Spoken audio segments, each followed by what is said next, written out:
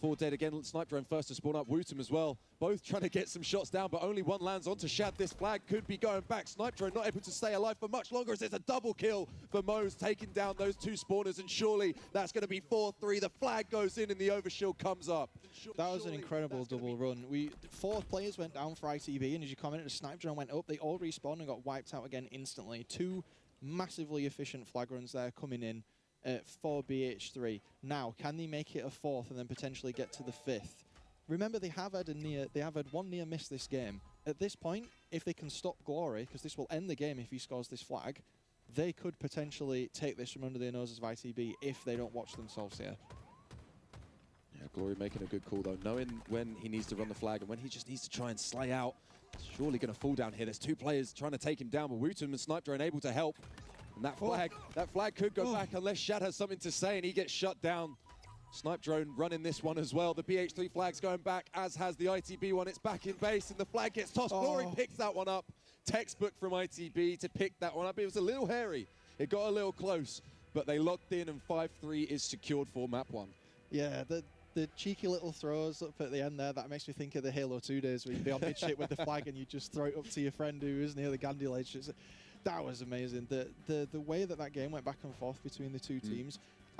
BH3 have it in them to take advantages from ITB and then punish them for the mistakes that they're making. And that was a very good start to a series. I think ITB have shown that as a team, they definitely are okay with, you know, recovering from being put into a corner. That double capture that BH3 scored towards the end of the match there, that is scary territory. If you're not able to get out of the spawn trap that you've been put into and that happens, that could have easily been 3. And let's not forget, if Moz didn't drop the flag at the start, that would have been 4-4. Yeah, that could have been even closer, right? Unfortunately, Moz does fumble that one at the very beginning. But like you said, what could have been, right? 4-all. We could have seen that going in there. And I think as well, I was quite nervous, right? The double cap from BH3 is something that you see, you know, SLG and Glory when they're on Quadrant doing to other people.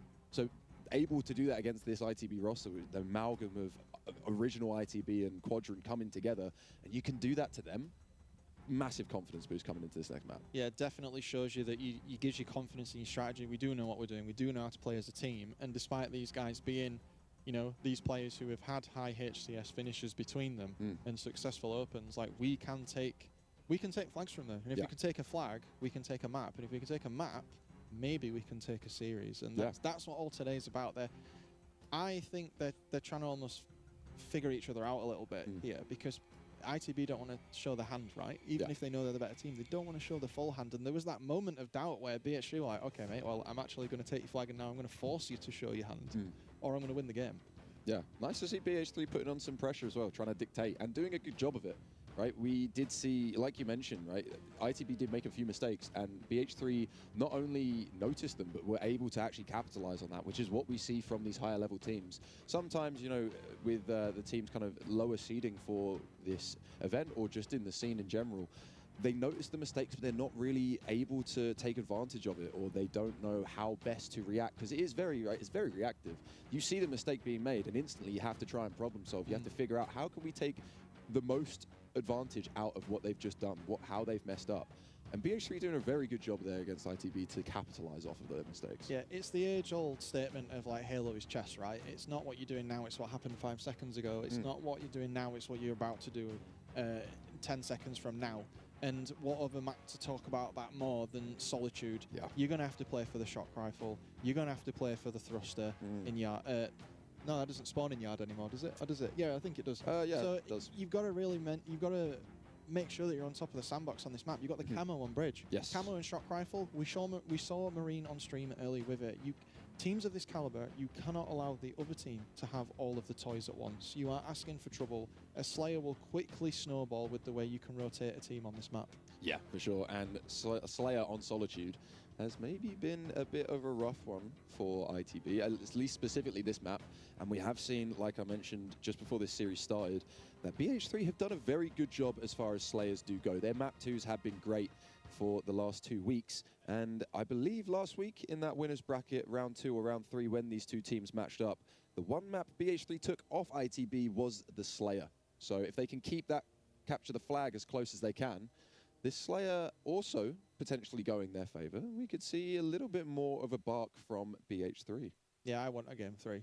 Yeah? I think this would be a very appropriate time today for us to get the first game 3 on stream. Yeah. I think this is the moment where that could potentially happen. Yeah, for sure. definitely got to earn that 3-0 in the Swiss bracket between these two. As we said, this is the promotional match, or promotion match even, and we will see one of these two teams guaranteed into tomorrow's double elim with a perfect record as we spawn in on board with Mister. Just trying to go down and get some early shots, but too many of the ITB players around. Wootum's going to be chasing this one down. Doesn't want to get too aggressive though. Stood by Card does finally fall, and we see that shot rifle did actually go in the hands of BH3, I believe, but that doesn't matter. We just had a small issue, and we're back. We were testing, apparently. We all just got baited. And you saw us leaning over, looking like a couple of goblins. Oh, how I missed the sniper rifle on this map. Oh, don't get me started. I was talking to Lethal about this off stream, and it's just a sad, sad sight to see sniper rifle no longer on any form of plaza. But at least it's Solitude, it's great. It doesn't feel like my plaza. It's not my plaza. No, we were talking about the light rifle, weren't Yes, we earlier? yeah, Saying that the camera is on LR right now. So I with this game, one of the things I want to say, because we've gone back into this fly through here, is Solitude normally becomes, and I say it every time that I end up casting for EHL, is it ends up being this like Western shootout where both teams just kind of, you have a team on tower, you have a team in flowers and cafe and ledge, and they just kind of shoot each other until one person dies, and then it's chaos. Yeah. I think because of the stakes here, I think we're going to see these teams potentially slow down the gameplay a little bit, particularly with the history that ITB, as we've said, have had with Slayers. So I think the playstyle of this game will potentially be a little slower, maybe, than what we're used to, unless a team has something they bring out the bag and they just want to crush. Yeah, I think it really depends on whether we'll see Snipe Drone pick up the Slays a little bit more after that first map. You know, this whole ITB roster is one that can individually frag, right? There's not really a single person on that roster that can't go off. And there's people maybe you look to more, right? You got Wootum, who has just made waves since coming into the scene. Yeah, it's going to be, I think, telling of the strategy of ITB, and I think their strategy depends on how their, the people they look to slay heavier, how they play. Yeah, and I think again, I keep mentioning the keyboard, but if you give a keyboard player a sniper rifle, that is a world of pain for your team. Yeah. The way the advantage of keyboard versus controller is you can switch to a target much quicker than a controller player can. So that's why we see him pick up a lot of kills. Like, he does damage. Like, Wootum, historically, whenever we look at the damage, he's always up there on the damage. But the advantage he has is if he calls you out as one shot and you're at the other side of the map, he can literally 270 or whatever direction he wants to go. He can look at where your head is. He can he can literally just find you, pop your head. That's it. And that's the beauty of keyboard. And it's an advantage that ITB have that no other team really has. But at the same time, the skill level he has to have makes it difficult against other players at close ranges, because as we know, inertia in Halo Infinite, the way that Spartans move, controller has the advantage in those type of scenarios, right? Yeah, for sure. Yeah, I think keyboard and mouse players, especially when they're as good as Wootum, can be never really counted out in an engagement. Even if they're getting shot in the back, 2 shots land, they still have every opportunity to get that reversal kill. And like you said, having a sniper rifle, in this case on Solitude, it will be the shock, but having that weapon in the hands of the mouse and keyboard player that is fully capable like Wootum is, like you said, it's very, very dangerous. It can be ruthless. Yeah, and we're talking a lot about praising Wootum, but he is the most decorated mouse and keyboard Halo player of all time, right? And then we've got other honorable mentions like Scoobmeister, who plays in the Australian HCS, but like Wootum has really made waves since he like showed his face towards I think it was Blackpool where he started showing up. Yeah, I think Wootum's name really kind of got out there at Blackpool, and then he just has built up since. It's been an interesting progression for him, right? He's not just come out of nowhere though. He's come from Splitgate, so he's definitely had a lot of time behind that keyboard and mouse. But Mister again going for the same strat as we saw in that first just tester. And Glory, SLG and Snipe Drone all round here, but Wootum unaccounted for. as he is dead.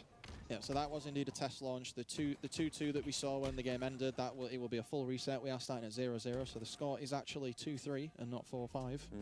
Just for you guys at home there. So yeah, full reset on this. But again, the shot rifle trying to make waves, Glory trying to do something, but no, BH3 are not having it. Put that down. We need that. But Wootum is over there already. He's zoned in on that weapon that's on the ground. He wants it. He wants to carry his team. And he started off with 2 kills and 2 assists for his team, so he's already putting himself on the board. Yeah, Snipe Drone picking up a nice double kill as well. Probably going to get the 3rd. Triple kill actually does come through. I wasn't sure if that medal was going to land. The over just eludes him. Shad, 1 shot, slips by. The ping comes through for Bastos, but 5-1 start for Snipe Drone is going to be a great start. 11, make that 12-3. Oh no. It's getting a little hairy for BH3 early on. 4 down. Look at the spawn mastery here. Look how they forced them to spawn down and lift. This is bad. They've all got to go together or they're just getting absolutely beamed from Glash. You can see SLG there just pinging them across the map. Wootum's ready to try and get anyone who challenges him. They're even throwing nades over, like they're totally stuck. And we were saying how ITB have struggled with Slayers, but Hixie, the start of this game, 4 to 15. They've been doing their homework. Yeah, this is exactly, I think, what we expected, right? We said we need to look to players like Snipe Drone and like Wootum to show up, and show up they have.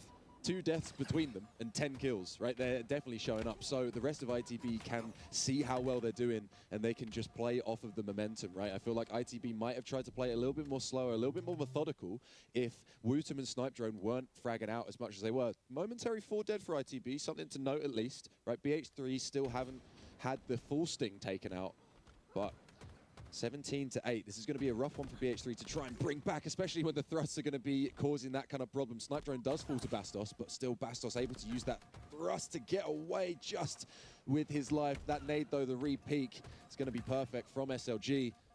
Glory picking up the remains onto Shad as well. 21-11, a 10-kill deficit with the camo up. Yeah, and that camo was sat on that bridge for a hell of a long time. Both teams having the discipline to understand that you can't just walk onto bridge and take that in this sort of scenario. You will be melted if you try to do that. So great discipline for both teams. Active camo obviously lasting 30 seconds. We're about 10 seconds into that right now. So 8 minutes and 50 will be the time that Glory is once again visible to the team, but he's revealing himself and putting some damage into Shad. Manages to get the assist, SLG cross-mapping, and also Wootum throwing a grenade and Bastos and getting him too. So really great use of the camo. 4 players down now for BH3, and this lead is extending. Yeah, that teamwork from Glory and Snipe Drone was incredible, right? Glory gets the shots down onto Shad across the map and then ducks out when he needs to. Is 1 shot, but then he's got Snipe Drone there to help him in case anyone pushes. No one does, so then they can both push up into Flowers and take down that player. 4 dead was beautifully executed from ITB. 29-12 now. This one's running away from BH3. Having a rough start is Mister as well, getting in so many engagements but not able to do anything. The feed is lit up with the bodies of BH3 Esports dropping. Let the bodies hit the floor. 31, make that 32-13. This one is disappearing. Yeah, this one isn't about sending a message, Hixie. This one's like, we have done our homework and we are ready. So it's just 35-14 at this point. They're telling BH3, hey, if you want to take anything off us this tournament, you know, we're ready. We're basically saying that we're going to wipe you out today and tomorrow. Yeah, and SLG as well, 11-3, right, on a tear. Snipe Drone trying to keep up with him, but SLG is just everywhere he needs to be, helping out his team, doing everything he can, cleaning up those kills, getting some pretty nasty ones of his own. Glory does fall to Shad, who was having a good start, and a good start to the series as well in the last map. It's been a stark contrast, the foil of the previous map. Snipe Drone sliding through, Mo's able to take him down, not Glory, though. Glory lives to see another day unless Mister does drop him, and he does. Bastos trying to get Wootum. Wootum wisely ducks out. Isn't going to get caught, unfortunately, though. Spoke a little bit too soon. But still, a massive buffer for ITB to make mistakes. 42-21, and Snipe Drone coming out with that kill. Does get cleaned up by Shad. A good job to at least get the trade, but you're going to need a little bit more than trades if you're BH3. Yeah, this is just, we've seen some of the moments we've seen in this game from ITB Masterclass. We've seen some spawn locks. We saw them spawn down in C. The moment we had earlier where we saw Snipe Drone get cross maps, they were trying to get them to spawn in blue, and then they found that BH3 were trying to extend into A. Look at the concentration on ITB's faces. Even though they're this far ahead, look how locked in they are and ready to just end this game, Hixie. Like, this has been such a great showing from them strategically and dominantly. this really does send a message to the rest of the teams in this tournament. It's like, we're ready, and we're making a skill gap. We're trying to show you there's a skill gap. Yeah, ITB definitely trying to demonstrate that they are the best in EU, and what better way to do it than a 50-29 stake. That one is a rough one. I didn't think it was going to go like that. That was a little bit of a bullying, you know, maybe just trying to get some anger out. Yeah, potentially. I think that's been a surprise. This series for me, I thought the Aquarius was going to be more towards ITB than it actually ended up being. I thought the Slayer was going to be more towards BH3 than what we ended up seeing. So maybe the absence of Sunrise maybe caused this, potentially. Possibly. Maybe there was a gap, or maybe, as we were saying before, and I've said a few times, is maybe ITB just did their homework, and now it's like, Slayer, it's fine. We'll just crush you on any game mode. It doesn't matter. No, I'm pretty sure Mr. has been, you know, putting up some good numbers as far as Slays go for BH3, especially in that Cat Smile series, but did have a pretty rough one in this one against ITB. Stuff happens, you know, you're still 2-1, right? Pretty comfortable, confident. But yeah, ITB, maybe not surprising to anyone, go with a perfect record into that double elim tomorrow. They're coming in pretty hot, but we're just going to throw to the analysts, and they're going to dissect. I don't see him yet. I don't see him yet.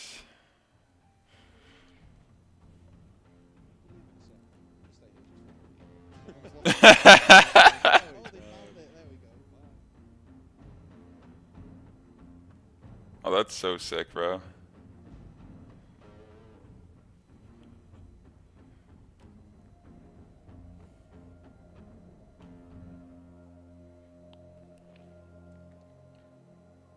That's so sick.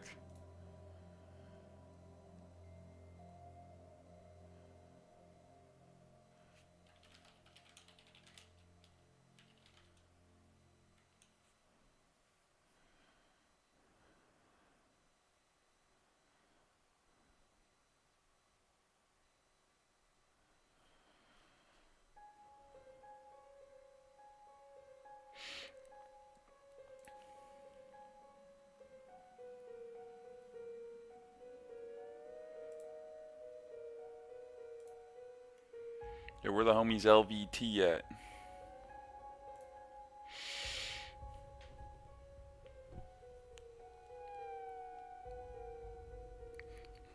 Yo, that green screen effect was so sick. Like, they went behind stuff. How do you even do that, bruh?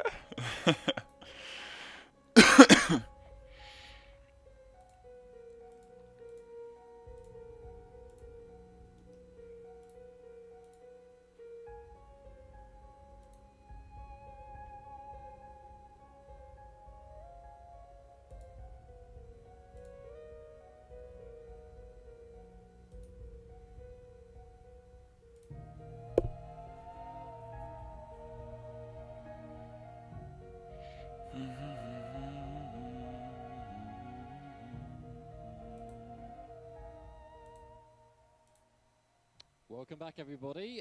That was a good match. It was a good It's a 2-0. I thought it was going to be a little bit closer, if I'm being honest, but it was still good to watch from our point of view.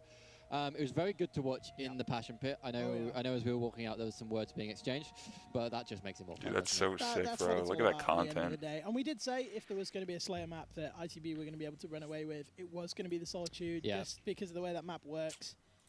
All the rotations you can make, all the plays. It's a lot easier to kind of push spawns, split strategically. So they've done a really good job with that. Absolutely creamed them on the Slayer. And that's that. We haven't got a lot of results for you to dissect, unfortunately. Creamed them. I was hoping we were going to have a couple more scores in here, but it seems like when I refind my, definitely not mouse, my holo table. It's on this side of the holo table. I got it.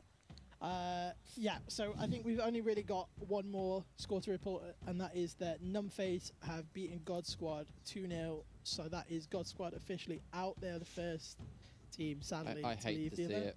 Rip Rock Eagle. Rock Eagle had a good run on LAN. Maybe he'll be back next time. I hope so. Who knows? But yeah, my boy Bobby. That's the only other score to report here at the minute. Obviously, Into the Breach have just beaten BH3, so that puts Into the Breach that's crazy. They have qualified. BH3 will go down to the 2-1 group to face whoever's coming for them there. And it's likely they'll win that one, and then we'll see possibly another matchup of this ITB BH3 squad tomorrow, and that'll be fun to see a bit of a grudge kind of coming back together of those guys. Maybe one match, maybe two matches. And Who knows? This is why Swiss is so good, Oscar, because we get to see more of these matchups between these top teams. That's it. That's entirely it. We get to see lots of good, close, fun Halo. Obviously, the ITB game wasn't too close, but I'm sure the games that we have coming up next are going to be a lot closer. We are into the 1-1 pool. So harder to look at, though, but so your lots maps of are info. going to be the same. But we are awaiting confirmation of the 1-1 game that we're going to show on stream. But at the minute, we got Baseline Beavers against Demonica set, ready to go. Catsmile Gaming to play Margin. I believe that one has started. That has started, That has started. That will not be on screen. Leaking Esports versus Team Mystics. If that's the game we end up with, then I think Steve's done a very good job at getting on main stage 3 times in one day. Yeah. I mean, you never know. You would think he's think, oh, you know, I'll play with these guys. It'll be nice and chill, and he gets put onto the spot on main stage. Every game he would have played on main stage so far. So that's very good fun. Of course, Legion Esports as well versus Outsiders. There are 4 1-1 games. One of them already started. So we got a selection of 3. We're going to find out which one that is very soon. But in the meantime, we're going to nip to a short break. We'll come back to you with our game, hopefully slowly getting loaded up and ready to go.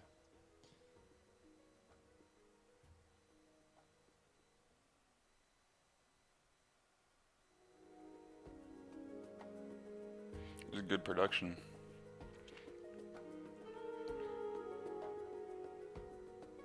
Some ODST vibes, bro. Whoa.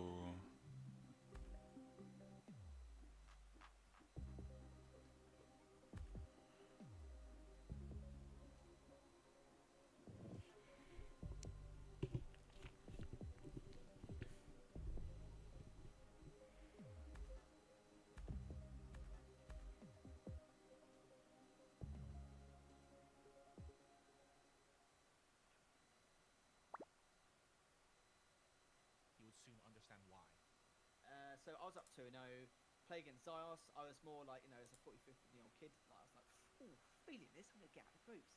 No, he just absolutely smashed my head in. Like, he went in deep. Like, it was 2 I was playing him on Wizard.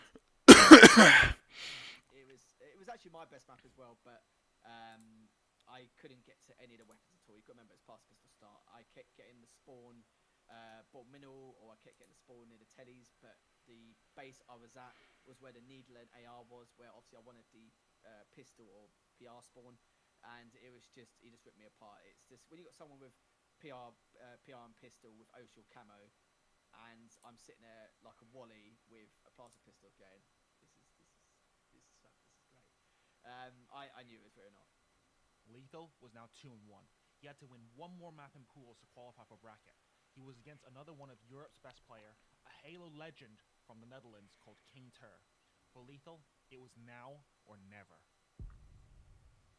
It was derelict. We had a saying back then where if you had top spawn, you've won. Simple as. Like, derelict was the official FFA map, but it was the most dominant 1v1 map, and it's still, even to this day, like in team games, like in 2v2s especially. Speak to any Halo 1 player about it, like they'll tell you.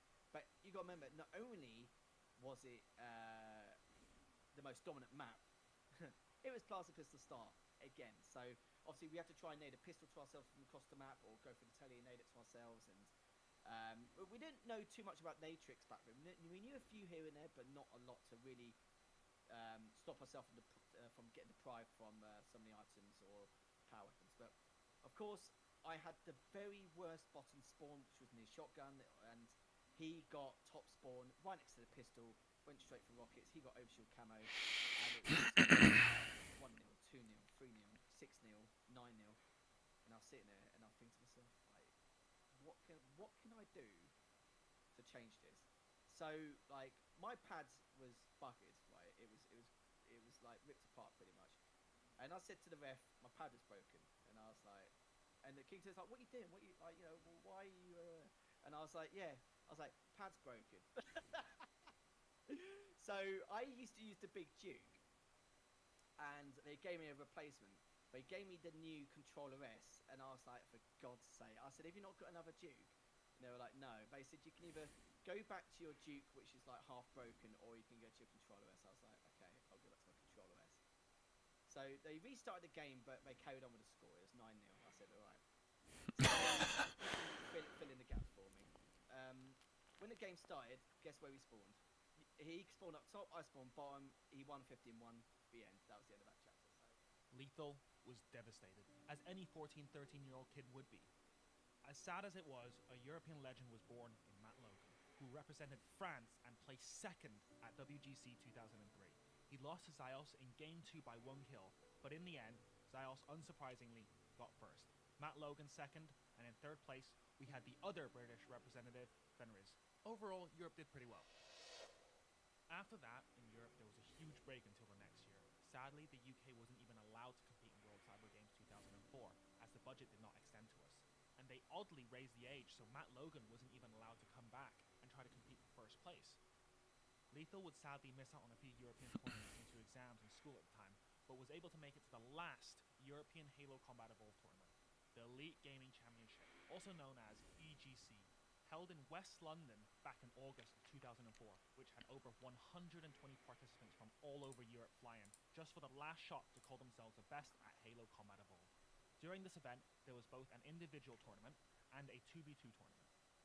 I noticed that Phil 4, who was the best player in Poland, wasn't there.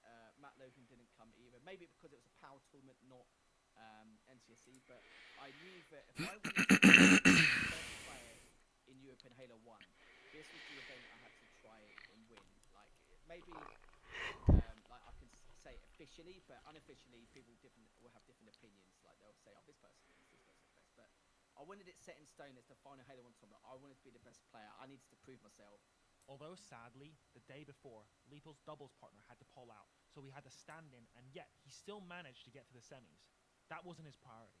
His priority was the individual tournament. This would be free-for-all until top 4, then they would switch to a 1v1 bracket format. As he got to the semis, he would play against an extremely talented French player called Magnus. Lethal actually beat him 25-10. Next up was a practice partner of Lethal's. He was a talented young Halo player known as Zola. The map, Wizard. Killing spree. Game over. Lethal had done it. He had won the last Halo Combat Evolved tournament in Europe. It was the perfect send-off for a game, but his legacy wouldn't end there. In November of 2004 was a launch of Halo 2 in the UK. And alongside Halo 2, we saw for the first time a Halo game with Xbox Live. Xbox Live came out in Halo 2. We're all playing the same version. We're all playing the same game. It was sick. It was crazy. We had matchmaking, so we didn't have to like arrange our own games the whole time. We had a level system. We're just like, bloody hell, look at this, 1 to 50. This is honestly, we were just minds blown. You could have clans. You could have your own Halo 2 friends list. And I was just like, look at this. Like, I was just so happy. But like, we fight. You got to remember, like just picture it in your head the fact that we've had to deal with a game which wasn't really that accessible online. The same like 100 people all the time playing against each other with an input delay of a second and a half, crap physics on the cursor due to its online stages. To then this, we could play anyone in the world, matchmaking, clans, level system, any playlist, beta, competitive settings in the works of Battle Rifle. It was just, it was a great time to be alive. Although the community were not huge fans of the game, not long after the launch came EGC2. Since the game was still young, the competitive settings were not out yet, so they competed with SMG starts. Lethal would make his run to the grand finals once again, but can he close out another win and be crowned the best EU Halo player again on a different game, or was he a one-hit wonder? And in the FFA finals, it was a 4-way FFA, and it was 3 different players. GDF Sniper you may have heard of, and we had Zola and Mr. Pink. And Zola, as you remember, I played against him in the last Halo 1 finals. Him and Mr. Pink on the same team. Again, it was bloody SMG start on Ascension. I was winning very early on. He actually got into the Banshee. He actually primarily focused on me. He stayed on the Banshee for about 6 or 7 minutes, chopping my big tower. I couldn't move, couldn't do anything. Mr. Pink and GDF having a 1v1 the entire time. And then eventually, after about 5 or 6 minutes trying to destroy the Banshee, I was able to catch up, and I think with 2 seconds left remaining, got the final kill top mid on GDF, won the tournament, and the owner, actually, funny enough, came up and whispered and said to me, we were gonna replay this match because of what happened, because the match was actually banned, but for some reason he got into it anyway. But because you won anyway, it's your call if you want to have the rematch or take the win. Yeah, I'm gonna take the win straight away. Once again, despite being targeted in the game unfairly and illegally. As time would go on, he would quickly learn that 1v1s and free-for-alls were things of the past, and the future would primarily be 4v4s. This would force him to adjust to a different style of practice, as well as start looking for teammates. So we wanted to create a team which would win 4v4 tournaments throughout the entirety of Halo 2. That was our plan. So at first, it's good, everyone. Good morning. Hope everyone's having a good morning. Yeah, what up, Osser? Chilling on Kick. Ruffle was one of my IRL mates who Let's go, bro. People I played with and practiced with, so that was quite convenient. Hope everyone's chilling today. Won the last Halo 2 1v1 tournament, and we couldn't find that other player. We were still wondering, and I remember there was a player called LA1 who I matched him in a final.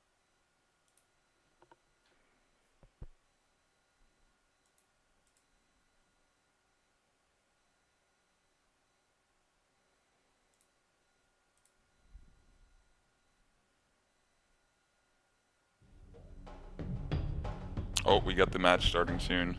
Am I ready for Halo to be on PlayStation? Bro, PlayStation, Switch, everything, bro. Get more people playing it. That'd be sick, for sure. That'd be amazing, bro. Yo, Kia, thanks for the Twitch, or sorry, Kick follow. And Bush hit me with the Kick resub about an hour ago. Let's get it. That's right before I went live, probably. Wow.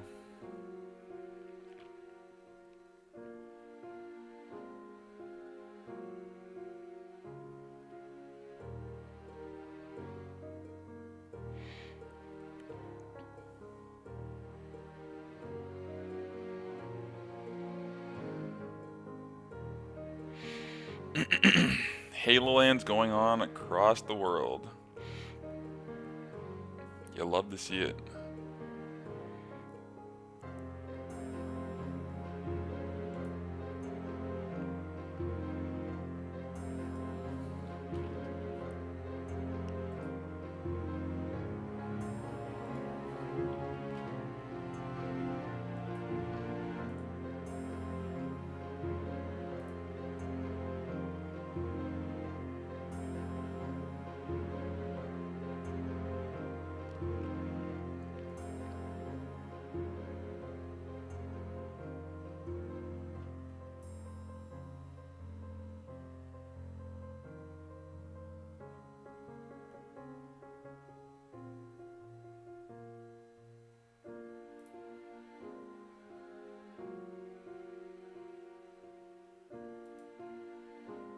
That's what I'm saying. I think it's a great idea to get new players. Exactly, bro. We're on the same page, man. For sure.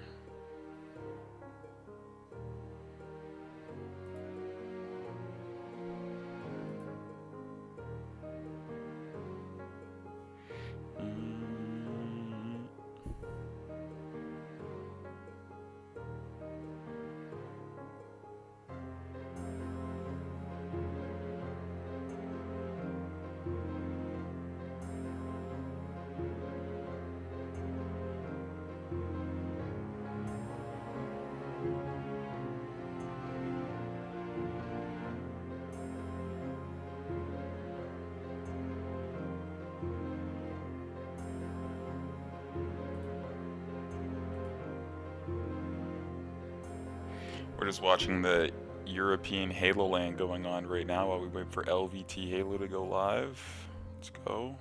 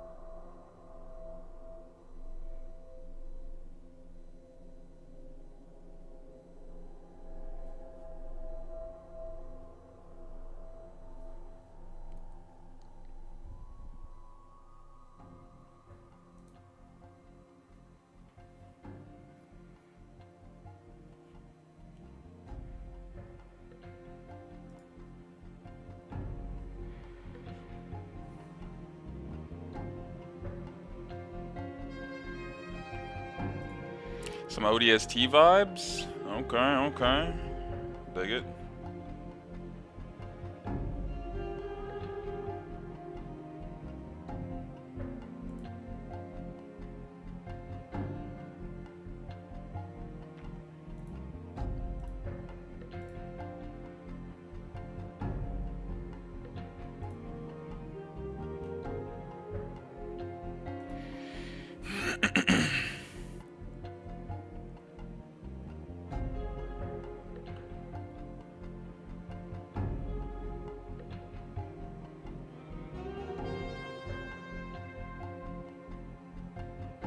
Yo, put us in that match. I'm trying to see that, bro. Zoom in on someone's screen or something.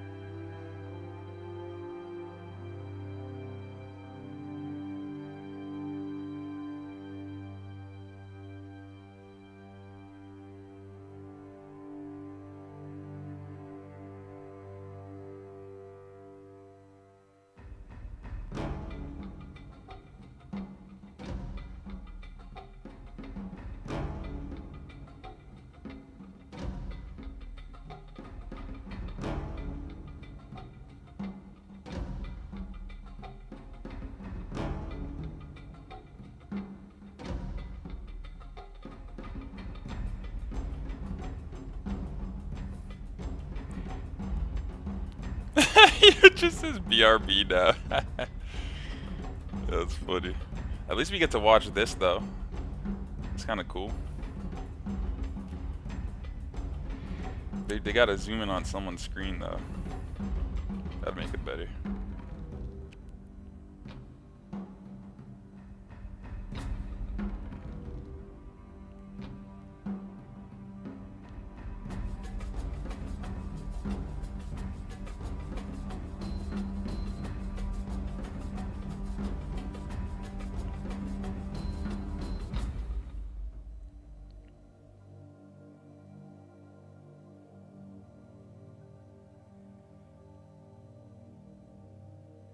I like the green screen effects that they had. That was really cool.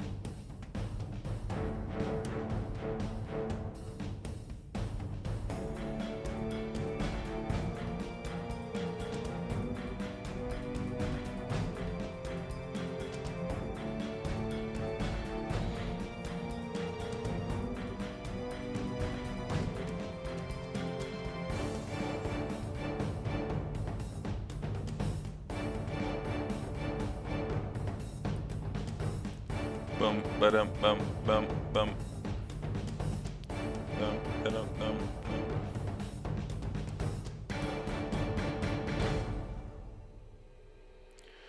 Dun, dun, dun, dun, dun, dun, dun.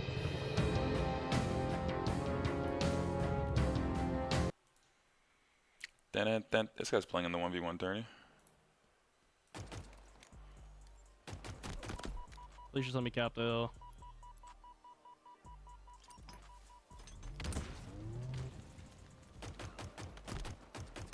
GG, thank God. Type shot.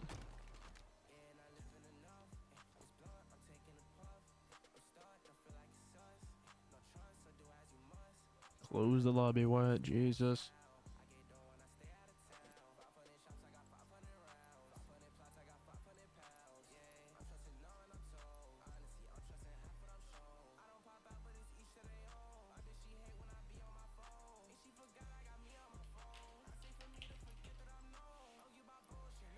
Come on.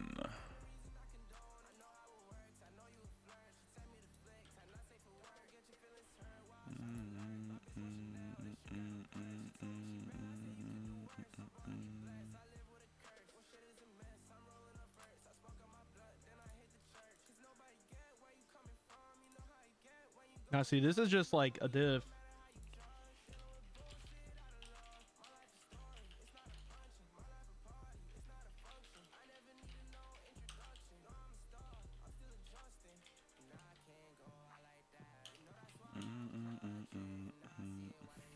If you cap the hill, you auto win the round. Wait, hold on.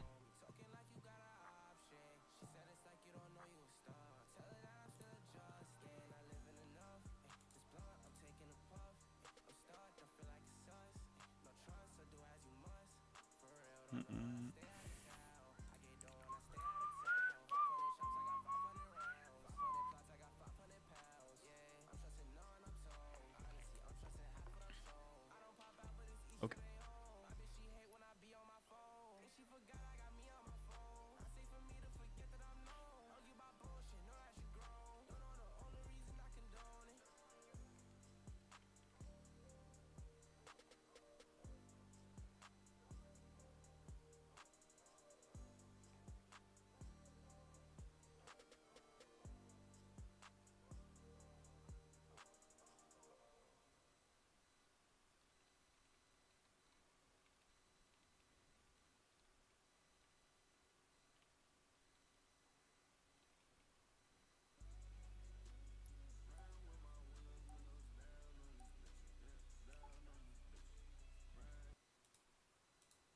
We're not talking the absolute top here, so there's going to be a little bit more kind of rough and tough, a little bit less strategy. I mean, just so we're clear, these are all like mid to high Onyx players. Oh yeah, like of we're course. 1800. Like there's some good stuff going on. It's LAN. We're not talking terrible. We're just not talking strategical excellence, if that makes sense. So, League of Legends Outsiders is going to be it's gonna be one of those kind of games. All I know is that if I was on either of these rosters, that roster would then lose. Yes, absolutely. Yeah. I think that goes for almost anyone in the room with us right now. Maybe not.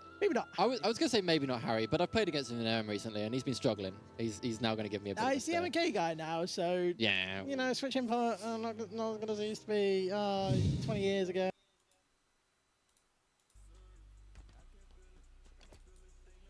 Like he's gonna see, he's gonna be like, he's gonna literally be mesmerized. He's literally gonna fucking freak out. He's gonna freak out.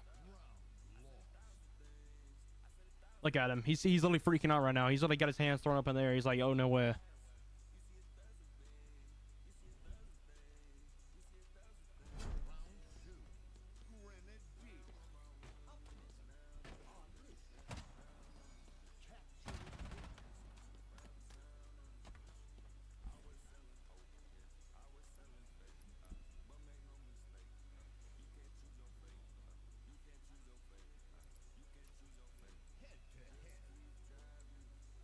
Now he has to be trolling.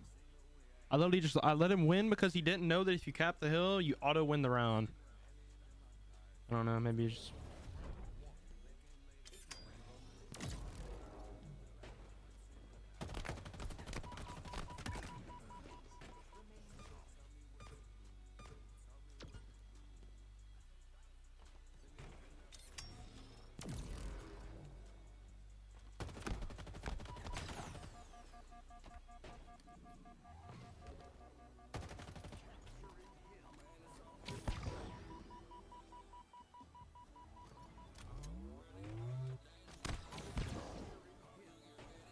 Cheeky too.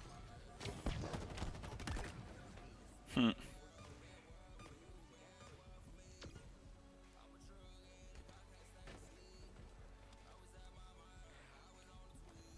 Oh my gosh, I thought he fell off the map.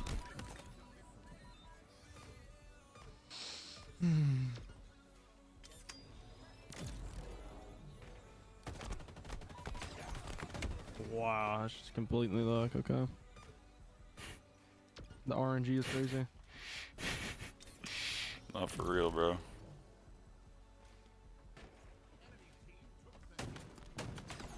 What? Oh. I'm still there for some reason. My Spartan didn't load back to the other place.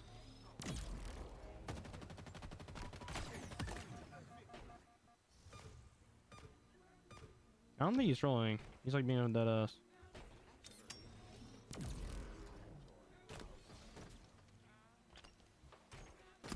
Dead?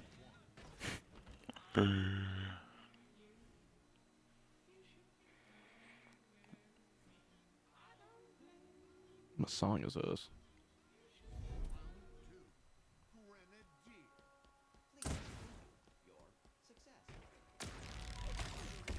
Wow, I got fried.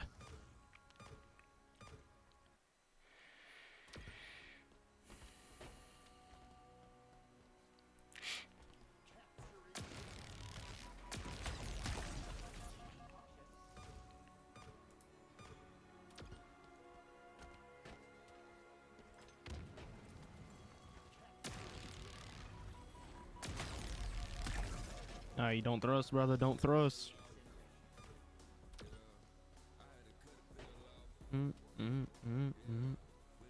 Being real though. Wow.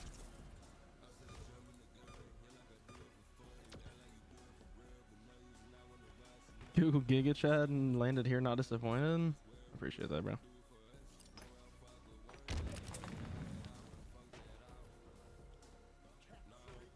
Oh. Is there no LBT stream today? I have no idea, EJ. Zero clue. Have you ever lost a match in this mode? No, I have not. I've only lost one round, and I think it was the Boo Boo Doo Boo with a shotgun.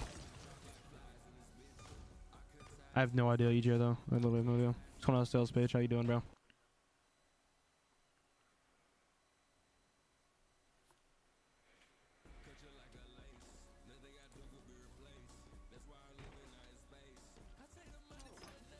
What? Auto died. Fuck is that?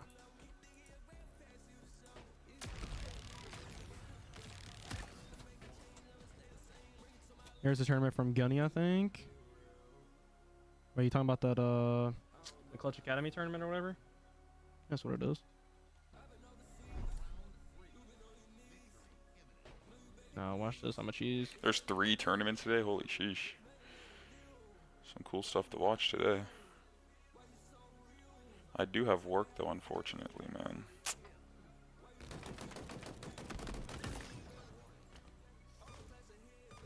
This one, Clutch Academy and Ascending Basement? That's crazy. Yeah, what's going on, Nick? How you doing, bro?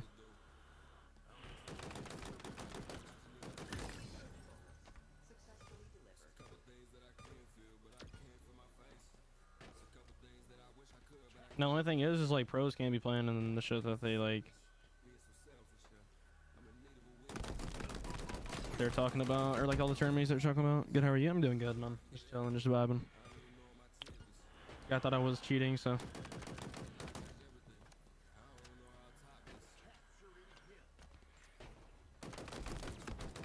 Just Nuke, if you cap the hill in this mode, you like. If you cap the hill in this mode, it's like an auto win. So he just like thought that that wasn't even like true. He thought I was just lying. I was just cheesing the shit. Now Clutch isn't is open, yeah, but like you have to pick like teams and shit, and it's just not like it's like a draft tourney is basically what it is.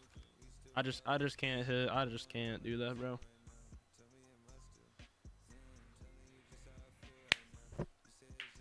Yo, what up, No, JJ? he just didn't know. He just thought I was like not good. I don't know.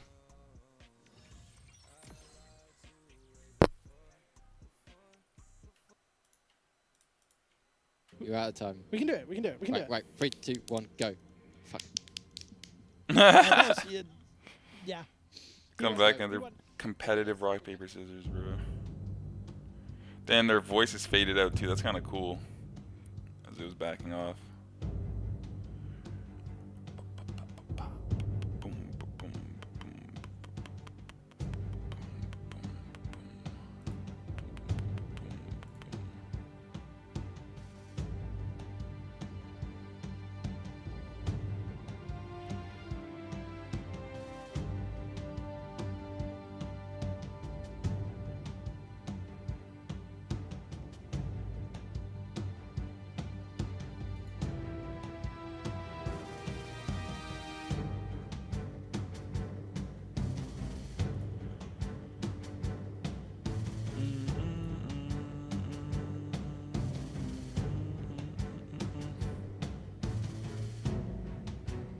Wait 1 sec, let me just do this, because I don't know where this link's gonna open. Yeah. I'll do it over here. Alright.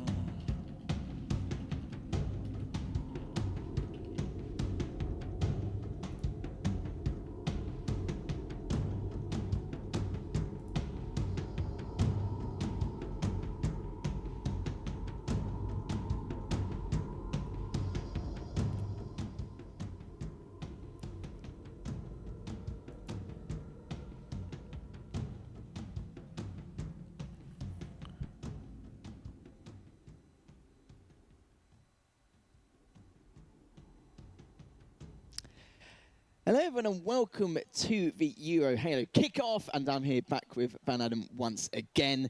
And yeah, again, another series where it's 1-to-1, not on the pedestal in terms of like being able to qualify, but not on a loss either. They're in that kind of purgatory kind of period. But we're going to get straight into our next series between Legion Esports and Outsiders to find out who's going to go 2-1 or 1-2 in this Swiss format. To kick things off at Aquarius CTF, and as you can already see, 3 already down for Legion Esports. Outsiders getting a nice starting strategy there, going for that overshield and a nice pick up there to be able to supply, but it looks like it will not be happening as Frenzy managed to steal it. And let's see what we can do with Asovi pushing towards their util. Yeah, I'm excited for this game. I think both teams have shown that they've definitely got the potential to take a series off someone in the Swiss. And as the fight starts to break out on top, Frenzy fight for his life, trying to use the thruster, not able to shoot while thrusting, but still managed to get the kill anyway. Snagger just finishing off the kill top mid there. This is going to be a good one. I think this is going to go to a game 3. Would not surprise me. Let's see what Outsiders can do here to potentially make that happen. Well, I say make that happen. They be like a 2-0, like any other team, just to make it short and sweet and be able to crack on with the next series. But let's see how this is going to go as we switch over to Light Axel. He's been performing quite well so far, not just in this series, but in previous matches leading up to this series. Going 3-2 so far. Lovely shots coming out, and he's going to be pushing through that util. Double along with it as well. Looking to see if he can do a little bit more damage on towards the flag, but decides to hold util and does manage to get one for his troubles. Yeah, just so you're aware, the team names at the top are actually the wrong way around. Outsiders are playing as the blue team, Legion Esports is the red team with Nev, Maxi, Renzid and Light Axel. So as we're sort of holding out in util here, you can see this pacing from this game is much more different from the BH3 game that we had earlier on. Both teams started fighting out for some form of hold on the other team's base, but it's much less centered around top mid and sort of the rat runs around Aquarius. This one's focused much more in the util area because they're trying to. I'm assuming they're going to try and run the flag that way. And as the overshield's coming up with 2 players down for Outsiders, Voltas is going to run this flag. And if his team can, if Bolo can, yeah, I've been good, JJ. Just chilling, man. Ready to watch some Halo today until I got to go to work. And then when I'm done work, I'll come home and just probably play some matchmaking myself. There might be tournaments still going on though tonight, so when I come home, I'll probably just continue watching some tournaments. Holding the angle so far, but also trying to provide that vital support, which he manages to do so. Doesn't get the beat down, and that's going to cost him dearly. Now Frenzied picking up the combo. Best time to use it, and he... Oh, goodness me. That was such an important trade. for him and the entire team. So that's the overshield he doesn't have to deal with, and Bordeaux now is looking to try and get one more to add to the tally, which he does to that kill feed with another double.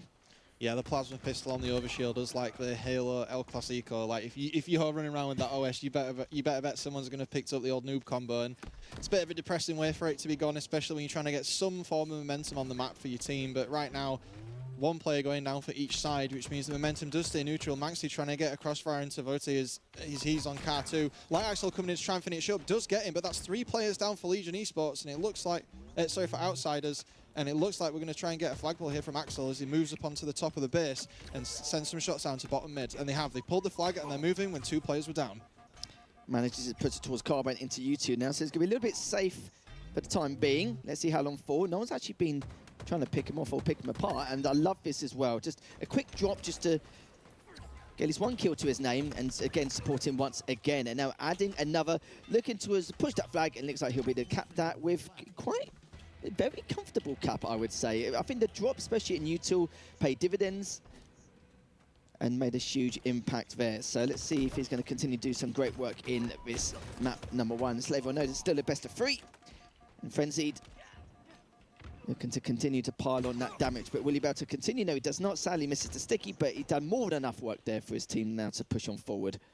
Yeah, Manxie pushing forward there with his teammates. Behind Voti, the overshield's come up and Snagger's going to take it, but the crossfire, you don't expect to be shot from your own base when one of your teammates is alive, and he almost manages to get the double kill as the overshield gets put into his chest by Baldo. Last player alive, he's got some iframes here while his overshield's going up, but he manages to put some players down, and this was a really good turn in momentum, which could have potentially been a flag play. I'm surprised when he walked off the base there, he didn't take the flag with him. Yeah, a little bit of a surprise, a shock to the system, but one thing that is a shock is Light Axel going 14-6, an absolute tear in this first game, looking to prove himself worthy, and he's done more than that, making a huge impact. Last alive is Snagger, just to add a couple more kills to his name, because he's had a little bit of a slow start, but he's suddenly picking things up as time progresses, and that was a great kill there in terms of his defense. Yeah, Neb managing to get the assist on someone else and take Snagger out of his base there. 3 players are down for Legion Esports right now, and their flag is in the util, but he's trying to run it back through Light Axel, who's trying to use his 14-6 strong arm to stop something from happening. Manages to get 1 kill, sends him back to the respawn screen, trying to get the return. Car side very far away from where the team are coming from right now. They're sort of spawned in the back base area, trying to fight in the closet, but the flag's being run, and at this point, if he gets into the other team's util, you're looking at a cross-map battle to stop that flag from being scored. The problem is for Outsiders, they do already have 2, there could be 3 if he gets cleaned up, and he doesn't. He's still able to stay alive, but the problem is that flag is still in the open. Could be okay here, as he's now pushing on forward. Yes, he does, making it 1 apiece. We're all tied up here in this first map. When you get that feeling where you know the series is going to be a good one, just both teams scoring 1 flag at this point in the game. We're about sort of halfway through the capture the flag time right now. And we've seen moments from both teams taking control of the map. We've seen overshields on both sides. LAN vibes, baby. 0 ping. In the early 40s on their kills. Legion Esports, they're on around 46 as well. So even the kill tally this game is fairly even between the 2. Certainly is indeed. Fountain's having a great game, going 14-10, done a fair amount of objective with it. And Botek Chi also doing quite well in terms of the slaying department. I assume that is Menzo on a different account, and Light Axel again with that overshield, still going 17-8, and he's going to throw it into the courtyard and pull back. I love this play, just to kind of bait his opponents to make a mistake and have a little bit of a wonder to find out where he kills. I don't know. I'm trying to find the guy you played, that Kale Akio or whatever, the guy you played, Troy, but him and the cap coming out from Frenzied. So now Legion Esports looking to try and at least do a little bit more damage across the board, and looks he has done as well. Now to see what Light Axel is up to, still coming up with a mischief on the courtyard, but finally gets taken down after valuing his life quite well in util, and a beautiful double out of Frenzied. Yeah, Frenzied is really the point of view that we've had here. From Frenzied, you know, we saw him score the flag. He somehow got away with his life on that previous flagpole. I thought he was going to get traded out. A stray shot must have actually missed his Spartan as he was moving around, but it looks like he's going to secure this next flag for his team. But no, he gets taken out from top mid somewhere. Crossfire coming in from somewhere they're not aware of. Maybe Mr. Baldo there, just crouched behind the pillar, top mid. 2 players down for Legion Esports right now. Snagger's trying to get the return. Baldo in front of Light Axel, just missing out, and the assist coming in. And it's 2 players down for Outsiders, and the flag has been returned.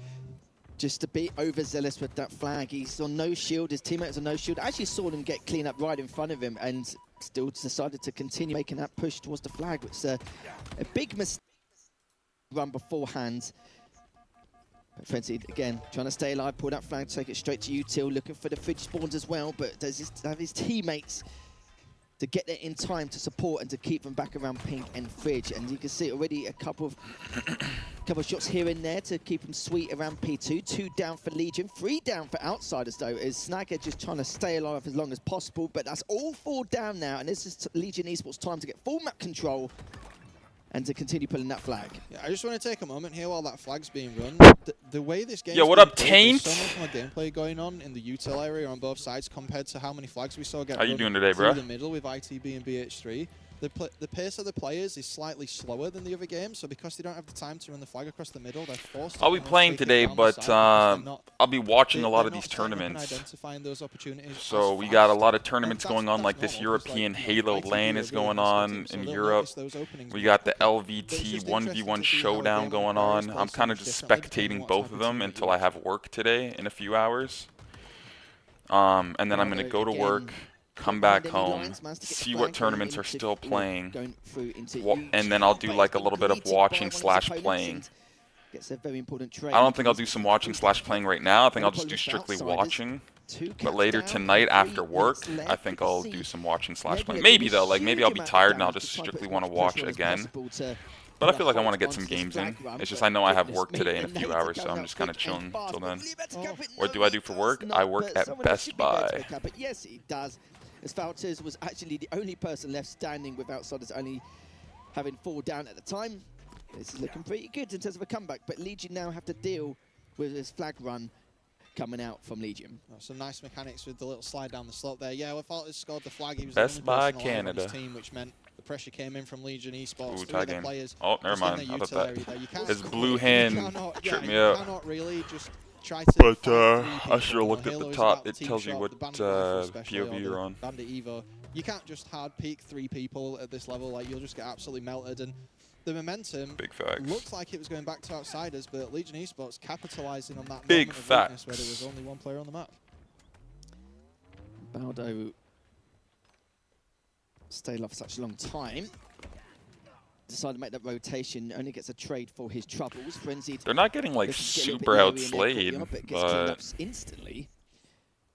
But for Outsiders, they need to try and find 2 flag caps in this next minute and a half. It's definitely possible. They've already got 1 on the run already. Have to deal with this P1 player. Will he be able to clean up? This will be huge for him to kind of continue establishing the map control, which they're about to lose. Does get him, which is going to be extremely important, but gets traded instantly. 4 down for Outsiders.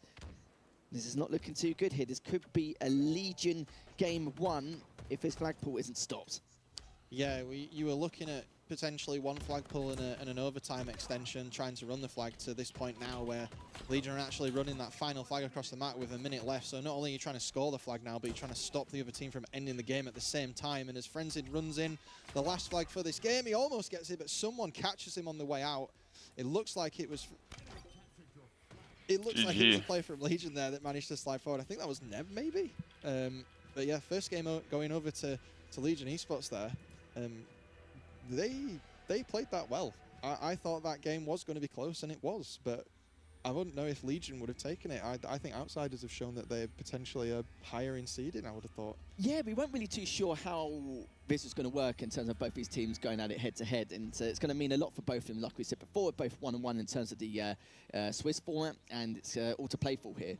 And I do feel like what you saw from Outsiders, it was good to begin with, say establish some great control, but the problem is on the other side with Legion Esports, their caps were extremely clean from every single time. We didn't feel like they struggled too much. When they established that control and pin him around Fridge, and they're always trying to get out through Pink side, they managed to successfully be able to pin him and put a lot of pressure onto him every single time without fail. And the angles they were holding was brilliant, and the coordination for those pushes was outstanding.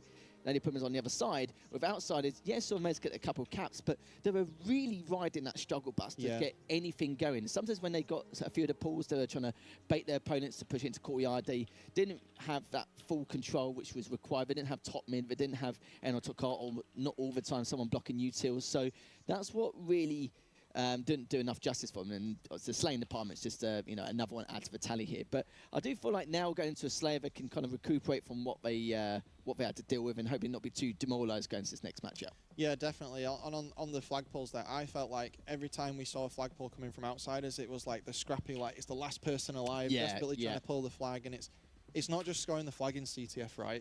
The momentum of the game you have to keep it. You can't just throw all your resources at the flag, get team wiped, because then the other team's just going to score a flag and it's like a zero-sum game. Like, great, you're exactly where you were beforehand. Yeah. That's what happened 2 times in that match at least, where you've got the power to take the flag, but then you've got to hold on to that momentum. You can't just let the balance in the game just shift. But enough about the first game. Let's move into the second one. We're going into Slayer on Solitude.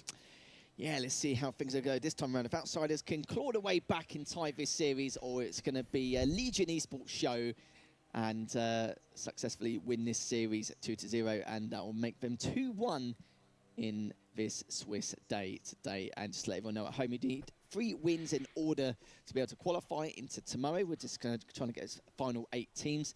And it's been a pretty good day so far. We've seen some crazy bits and pieces here and there.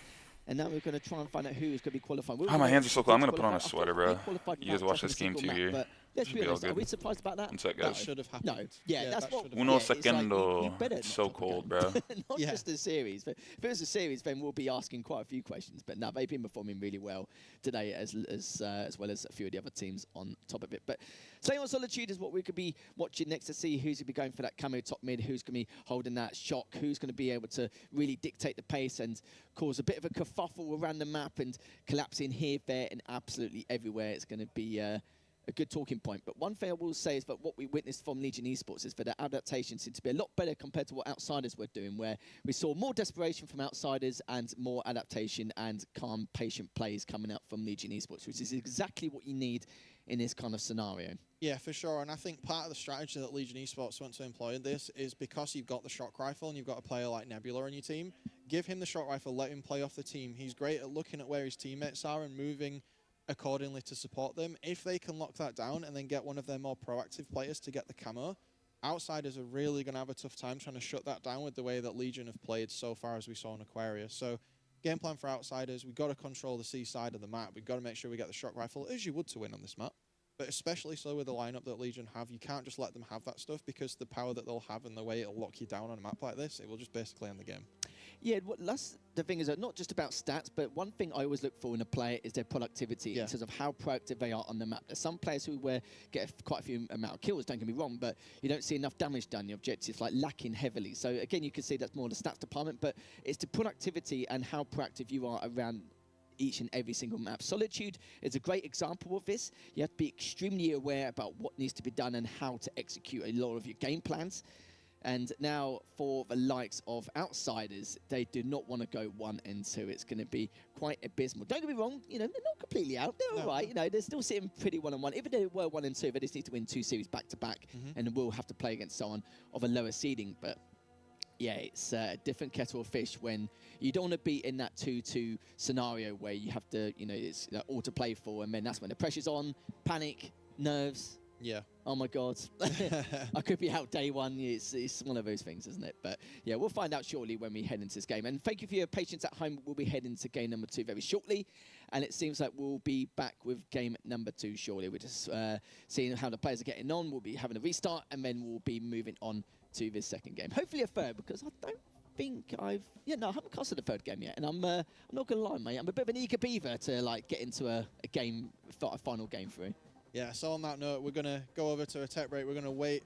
We're going to let these teams think about what's happening while we're getting the computer sorted out so we can get this game streamed to you guys. But Solitude on Slayer, other way around, Slayer on Solitude will be our next game, and we'll be back right soon. Don't go anywhere.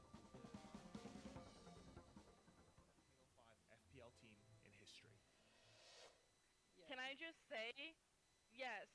say we had the best org, and they loved the fact that we were the villains. They actually like signed us because we were the villains. I think they had a COD team that was also like very dominant and like we're also like didn't take shit from everyone type of vibe, and they loved that about us, and that's how we signed with them.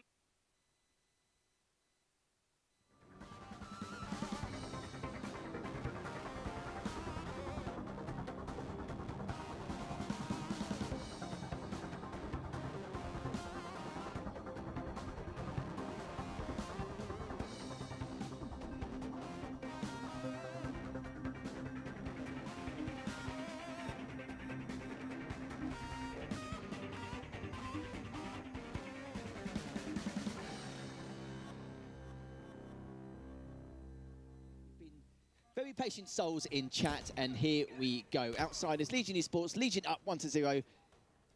As we kick things off, Titan off from Light Axel's perspective. He had an incredible run on Aquarius CTF, huge amount of slays. And now looking to potentially do the same. Looking to stay alive, could take out that player bottom mid, but was not able to. But Falters managed to take down Manxie pretty comfortably. Just a quick trade. And Falter's still able to stay alive, but thank goodness he's got the support. 2v1, we'll have that. Thank you very much. Snagger does get cleaned up. Sorry, Snagger takes down Light Axel. Yeah, that was a super harsh outcome. I don't know if you saw there, but as the respawns came in, the Outsiders team spawned in Flowers, and the entire Legion team spawned on Tower. So all of the Outsiders team came to help him to secure that last kill. Meanwhile, the player on Legion Esports got absolutely clubbed by 4 people. So that was an unfortunate side effect of the spawns. There was only 2 people on the map. They were playing a 1v1 for about 5 seconds there, but as they're trying to spread out to take some space here, we're trying to live up on the back of the frag grenades here, but no, gets taken out by the plasma grenade. Not quite far enough to be the Hail Mary, but it was pretty far across. 2 people hiding up in the back of blue here. Snagger trying to play his life against Manxie and his teammate who's just moved onto bridge. And the players are everywhere at this moment. There's no clear sign of like who's trying to set up anywhere. There's so many small-scale sort of fights going on the map right now. Yeah, Manxie had a bit of a slow start in that last game, but don't get me wrong, he did play a huge support role. He could have a lot of assists on his back, but looking much better in the slaying department this time round. Snagger just making that rotate around to see if he can find any more around the shot, which he does. Some good shots coming up for him. Was quite keen to be a little bit more aggressive to try and finish that up, but he got called instantly and then traded out as Better Cheap Motor actually gets it clean up there. I keep saying that name, but I know it's Menzo on a different account. Confusing the hell out of me, but that's fine, that's fine. We'll let him crack on. Only a 2-point deficit. This game continues to be as close as the CTF was as well. And we've got a lot of fights breaking out in loop right now. Legion are trying to hold some form of tram and through LR, but no. He finds himself with 2 players in front of him, taken out, sent back to the respawn screen.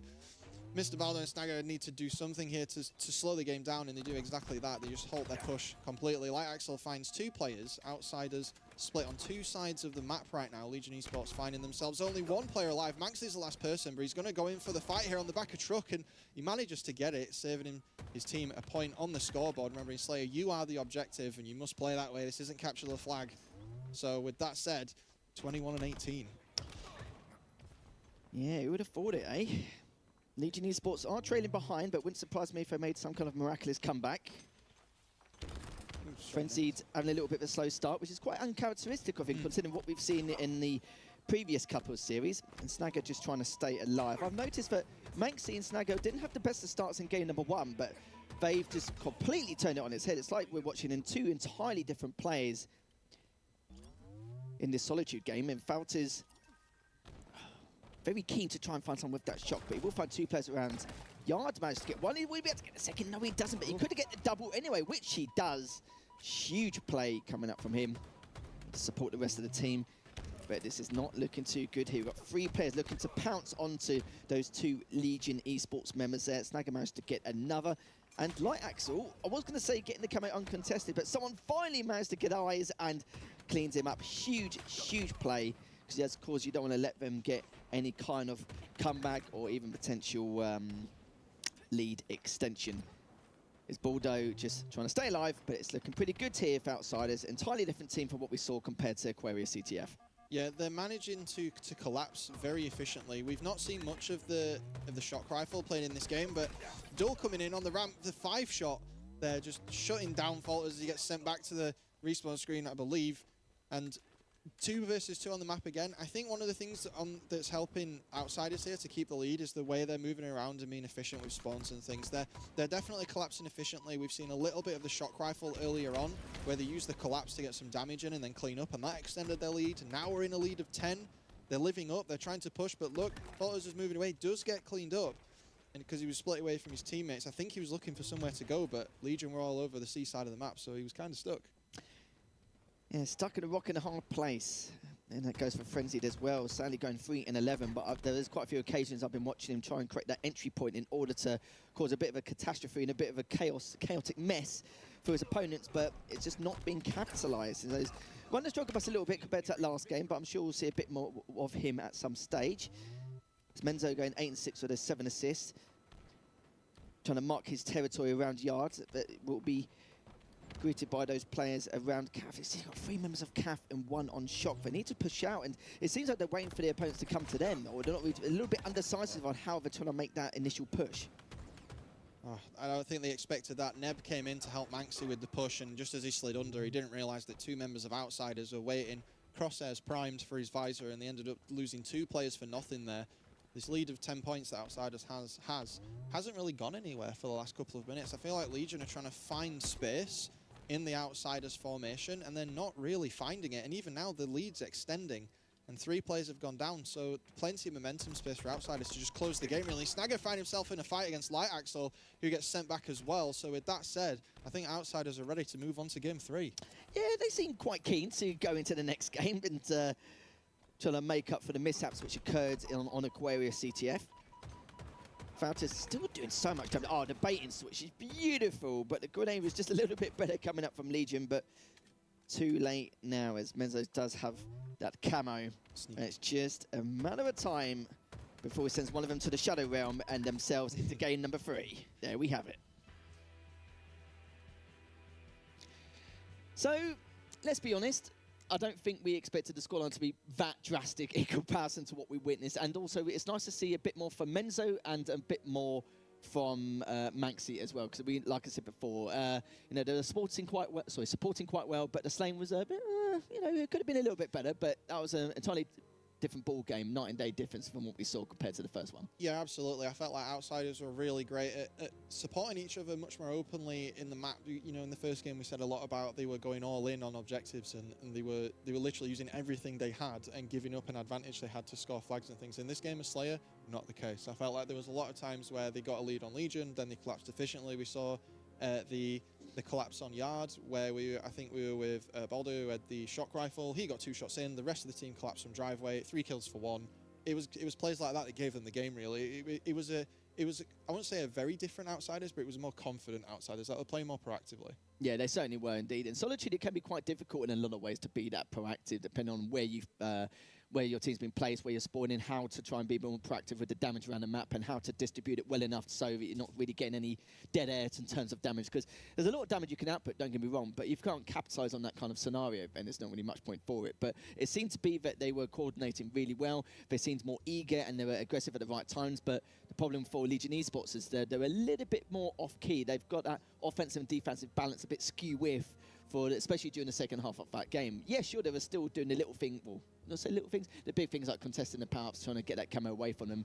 But it just felt a little bit flat towards that second half, which was a bit of a shame. But it does mean we go to game number 3, which is the first one we're going to have. And it's been quite a long time. We've been waiting for a game 3 for quite it's about for time, quite a while now. So yeah, we need to get our getting our teeth into some the final game, and it's going to be King and Hill on live fire, so it should be quite a spicy one. Yeah, I feel like now we've got this intermediate kind of game, like King and the Hill. You can't just play Hill because then the other team gets the map, but you can't just play map because then the other team gets the Hill. So we've got this middle ground. In your experience, you know, when you're in a series and it's 1-1, how do you feel when you're the team that won the first game and lost the second game? Like, when have you been like that, and what have you had to kind of do? if that happened to me, if I lost game number 2, probably for a toilet break, let the momentum kind of like dwindle a little bit. Yeah. And then hopefully when they come back, they're quite calm. And it's like, well, okay, yeah, they seem to be like, you know, not as hyped as about, you know, in compared to like 5 minutes ago. But that's just my take. As we now head into game number 3, is Maxi already off to a stiff, well, a great charge here with those first 2 kills. 2 down for Legion, but 3 down for Outsiders. And Legion seem to be a little bit better in terms of their objective mindset. And this is looking pretty damn good already with the QT now inside B. And the world is their oyster here. It's just a matter of how Outsiders are now going to collapse and break this setup from Legion. I really like how Legion proactively set up on C. You could see that they had Light Axel in A and they had 2 players on C, so they were kind of forcing like the screen spawn onto Outsiders. It doesn't like it's quite worked out how they wanted it, because I think they wanted Hill and Camo with the 4th player in the Hill. But I like that they're trying to strategically do things like that this early in the game to show that they want to win this game 3. Yeah, they certainly do. They had a great display of skill in terms of on the Aquarius CTF of how they worked with the objective. This is a little bit different, but I'm sure they're going to be consistent enough anyway. As in terms of Slays, you can see the Outsiders are edging them ever so slightly, even though the hill time doesn't represent it. But this is what I mean. They need to have more objective efficiency around the map and be a bit more proactive in that department. But you can see Legion, I love this as well. They've got sandbags and big door, but they've not really made a push onto B as of yet. They're just playing patient to try and get at least 1 pick before making that initial execution. Yeah, and Frenzied was trying to bait him out and get something going on C to try and cause like a gap in the formation. You know, someone on bridge from Nest potentially having to look towards C, but it didn't quite work out in his favour. But actually, now that he's respawned and he's come back, Frenzied is now able to get a triple kill on the hill, making it so that Volters is the last player alive, and he's fighting to stop this time going on, because if he managed to get this while his team's down, this could make it so Legion get very close to scoring the first hill of the game. Snagger's trying to stop him. Neb's playing his life brilliantly, gets the double kill, gets back in the hill, playing his life really efficiently and rotating around to boxes. Maybe someone behind will stand the hill, and they do, and that's the first point over to Legion Esports. Yeah, I don't know where Frenzied was last game. I couldn't find him, but now he's actually slaying pretty damn well considering the position he's in right now. But the first hill does go to Legion. A couple of missed spike grenades, but let's be honest, it's happened to the best of us. I've definitely tried a few times and failed miserably. As Baldo now, we're going to be sticking from his perspective to try and bait and switch around bottom middle and just try and feed his team some info to find out exactly what on earth is going on, because he can't find anyone at this stage, but he's going to be finding a couple of players from Legion making that initial rotation from back C. And I love this as well. Managed to claw his way back, got tower control once again. Camo is up, and it's a matter of who is going to get it. It's going to be a 2v1, but probably a 2v2 as Bordeaux is actually getting drilled from behind. But this camo is going to be so important. But it looks like Outsiders were able to grab it. Trying to pull back with the QT, but the shots coming up from Bordeaux is pretty good, apart from his last couple. Does clean him up initially, but will he expect another one at tire? I think he's got the info required, but he's going to have to go the long route. But now he's surrounded by 2 players. How on earth has Bordeaux not been taken down yet? He's still able to value his life to this degree.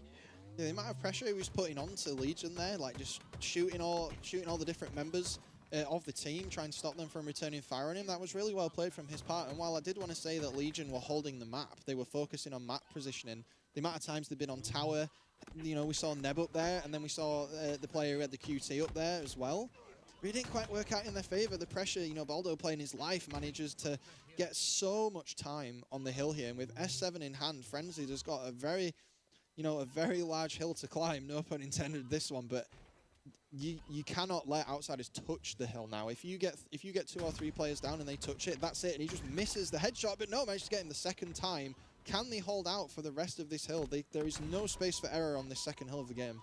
This is probably the one hill where you can take full control in terms of the map presence and claw your way back, which is why they're quite keen on being able to do so, but sadly they don't. That was so close, but in the end it will be Outsiders who will tie things up in this third and final game, with Forters now already in the hill, sitting comfortably, pitching that tent in A, and going to be seeing how they're going to try and stop this push coming up from Legion, because this is fast and furious. So they all spawn B, but Baldo's like, absolutely not, double for me. And this could potentially be another hill for Outsiders if they continue to play how they're playing right now. Yeah, and the teams are going to have to consider how they play these next 20 seconds or so, because camo will be up, so dying to push the hill and then giving away the camo will greatly affect what happens in the next minute or so, and that's how far you have to think ahead sometimes. Maxi knows this, and he's trying to live up around the back of the screen while Baldo, being the only player arrived, tries to get him, and he should not have been able to get him there. 2v1. Neb also misses, gets a double kill. Frenzy stopping this madness from happening. Maybe they're going to try and get the active camo now. Light Axel on the turbine does indeed pop it. 30 seconds of invisibility for me, thank you very much. But now, Outsiders have taken control of A, so Legion are going to have to put this camo to use. That was a steep cost. It certainly was. Oh no, Light Axel sadly lost that camo. And again, a uncharacteristic stats coming out from him after what we witnessed from him in the first 2 games. But I expect him to, you know, at least be able to stabilise during this course of the game. But I hope it doesn't take too long because we've only got a few minutes left. And I must say, Baldo going 14 and 6. Just guy needs to have a breather, but he's going absolutely all gas, no break this game. And it's the best time for it in the 3rd and final game. But you can see already Outsiders trying to get that hill time away from Legion Esports. They've already covered 2/3 of it. And they know that one set of team deaths is going to cost them this hill as well. But Menzo now rotating back around, a few spikes around camo, as he is well aware that someone is around there. But Legion Esports, again, one of their players just valuing their life down to a T. Yeah, Outsiders really spread far then. The S7 coming up, Neb was living up on Turbine. I feel like their formation was very wide there, which has given Legion some time to come back and get the hill. And with the scores on this 3rd hill being as close as they are, I wouldn't say I'm surprised that happened, but I feel like there was a game plan there that maybe they didn't fully execute. And Bolters is trying to do something. He manages to almost get away, taking Light Axel down, but then getting traded out. And now we've got Neb with the S7. So I've said a few times this series, Neb with the sniper and how he plays supportively. Is this going to be the linchpin in the strategy? No, it's not. Caster's Curse says he's going to do something and he dies. Sorry, Neb. Sometimes that's just how the cookie crumbles, right? But here we are, 4th hill of the game. This one down in the river. Yeah, Frenzy looks a little bit keen with a snipe, even though he's made a few shots. Go on, just get one for us. Get us one. Looks like he's still going to be quite patient about it. But main thing is he's getting hill time. Both have one player's dead on each side, making that 2. But for Legion Esports, if they take this hill, it's going to be such a difficult task now for Outsiders to claw 3 in a row back. And we're well aware of that, especially on a map like Livefire and when B comes up next. Oh, great snipe anyway. Getting very important trade. 3 down now on the side of Outsiders, and Legion Esports have that time to now sit up around C, around tower, and just to keep a close eye on anyone coming from B side. Yeah, and Legion Esports have the opportunity now to not necessarily desperately go into the hill, as Voigt is trying to live up to get this active camo, and he indeed does. So potential advantage for Outsiders here if he can live up, but Light Axel doesn't want to let him get away. Going in for the melee trade, not quite getting it. Both players just windmilling it round and even getting a friendly grenade from the top of Cuts thrown there. Bit messy, but 3 players are down for Legion. So I was going to say here, Legion have time to play the map. They need to play the hill, but they can play the map. Outsiders have to touch the objective to even tie the game at this moment. So I wonder what they're thinking right now in terms of game plan. They obviously will win, but you don't want to throw away a lead by just standing in the hill when you need to slay. Well, this is it, and Light Axel has actually stepped his game up massively in the last couple of minutes, which is exactly what the lads on Legion Esports required. QT comes out, manages to get cleaned up, get a few more shots onto tower, which is going to be huge. Sally could not take him down, but hopefully he's done enough damage for someone on his team to finish up around tower. But this hill's been very back and forth. Snagger gets one, looking for the second. Oh, no. So important. This could be an Outsiders hill. Yes, it is. And we're now 2 apiece on this final game. We've only got a couple of minutes left, and this tower control could be so important for Outsiders. They need to stay alive. They need to be proactive, and they can't give away any city deaths at this stage. It looks like Nebula's already got that tower control, and this is going to be huge for Legion if they're going to get this 3rd hill. And what better way to have this hill on the 3rd game of the best of 3, with both teams at 2. The S7's coming up, the death box of all places being the last hill, the nade hole. If you can control the top of tower, that is going to give you some serious presence on the map. And 4 players have indeed gone down for Outsiders with the S7 available. So sniper in hand, Manxie looking for the spawns. They weren't exactly positioned for him to spawn at that way. And you can just see on the corner of the screen there, Baldo is trying to get a push onto Nebula from the back of River, but they're not having it. Light Axel's gone down to try and do something about it, and falters with the support again. B side of the map again. We saw Snagger push it last time. Outsiders are good at coming up this way, but they're just letting them have the hill. It's going to be the 3rd hill for Legion. I know. Someone's got to tell them Christmas was a month ago. Stop giving it with these free giveaways and that. It's absolutely ridiculous. But Legion Esports, as soon as I saw Nebula take that tower earlier on, I was like, okay, this could be a serious issue. And it's going to be very difficult to break that setup, which eventually they didn't. And some good snipes coming out there. Manxie now going to try and push through big door. As outsiders are well aware that they've only got a minute 23 left on the clock, but it's a B hill, so we're expecting this to go all the way. I'm not expecting Legion to try and put a hold onto them going for the hill or anything like that, or try and waste time. Not really any need for it. Snagger has been taken down, and Baldo has taken down Frenzied there. But looking at the Slays, there's not really too much of a difference here. A lot of support and assists coming out on the side of outsiders, but yeah, that wasn't looking too good. Fermento, but yes, he came straight back and cleans them out. As 2 down now for outsiders. But just remember though, look at the hill time they've got in comparison. Yeah, the mind games there. He was frantically trying to hit the camo player, and then he just comes back and gets the double beat down. That's so annoying.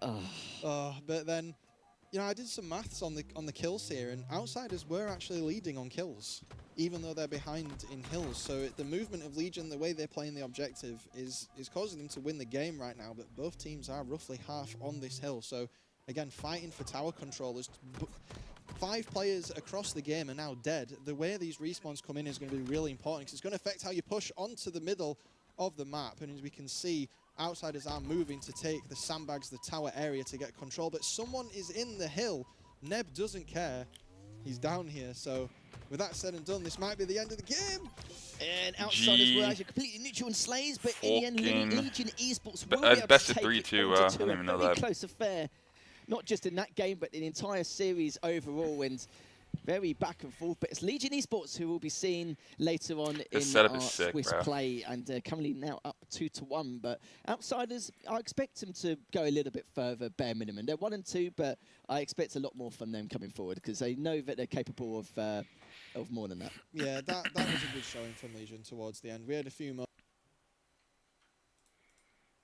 Said type shit. How do you even know? I don't even know. Morse code. Oh, I hate that shit, bro. Oh, it's not funny, bro. Oh, no. That's happened Yeah, too many times, bro, for me to like. What's going on? It's happened too many times.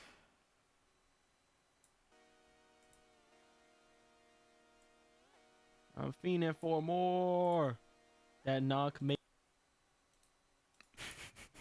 Act as that entry and to initiate it, and he Yo, just where's went the straight in LVT and then chat, got top tower, bro? and that was it. It's pretty much game over for them, and that's when you've got that decision where you've got, you know, about minute 30, minute 20 left on the clock. Is it actually worth at this stage on a map like Live Fire to not go for the hill and just have a full setup and just work around it? No, you might as well go for the hill at this stage, because at that point in time, there's way too much time left on the clock. It feels like 20 or 30 seconds. It's like 1, maybe 2 clean slays, and then you're perfectly fine. But it's just way too much of an ask to kind of just defend the hill and not go for it, especially when you've got that much time left on the clock. If it was the whole room got to be a Recharge, green might be a screen, little bit more of a different story, bro. They got the bit more green debatable, room. but Live Fire, absolutely not. It's way, way too open. But now we're going to head off very quickly. We're going to go for another series soon, but we're going to head to our analysis and the host very shortly. So when we come back, we'll have Oscar and Reed coming back to you to break it all down from that last series. Break it all down.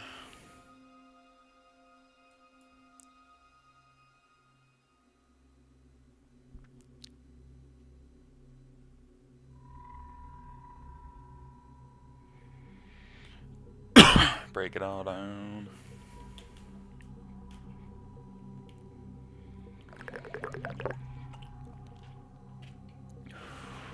Hey, I know this map. It's ODST firefight map. Campaign mission as well.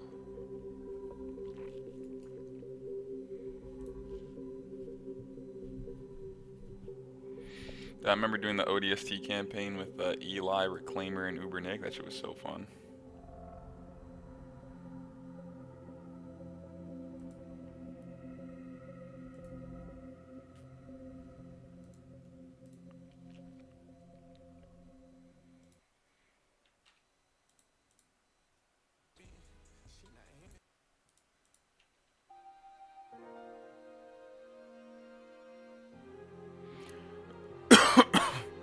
You got bangers in one.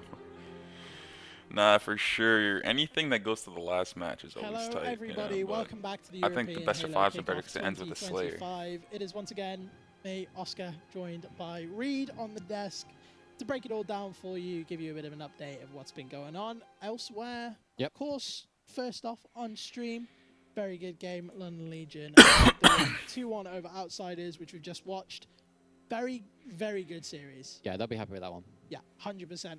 We said it was going to be close. We said it would need to get interesting. They need to get loud. We heard it from inside the main stage room, so clearly managed to find a way to get through that one. And that means that Legion Esports are now one game away from qualification. Yeah, they'll be very happy with that. You know, helping us set up this event, the college.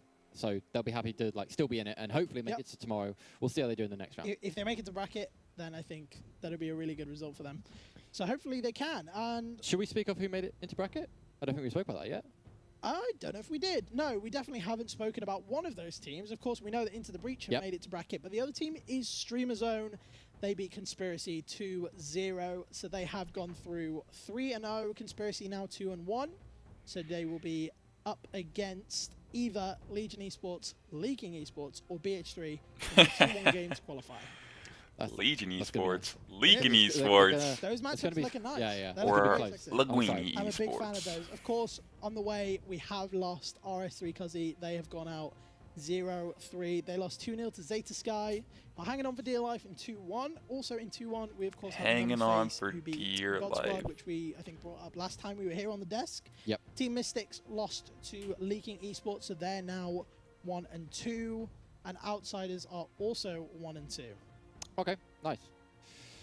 So definitely some interesting matches. This is the point in which people are playing to stay in it. Yep. And people are going to be trying their damn hardest because they want to be here tomorrow. Exactly that. This is where it's getting excited. We're waiting for 2 series to end. Can't do too much before those series have finished. So there may be gotta just chillin' while we get it all figured out. Currently, Baseline Beavers playing Demonica and Catsmile Gaming are playing Margin. We're not too sure where we're at in those series Yo, it's yet. Hopefully, LVT we'll have some information for you, but I think 80,000 followers, we're bro. going to send it Look at these to a guys. quick break, and when we come back, we'll be here with round 4 of Swiss. We'll see you all very, very soon.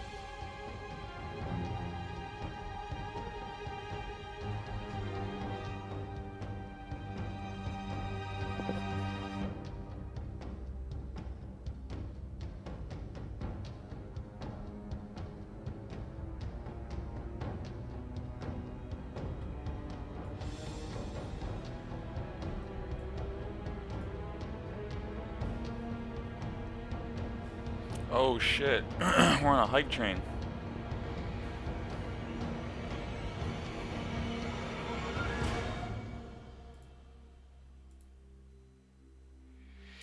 God damn.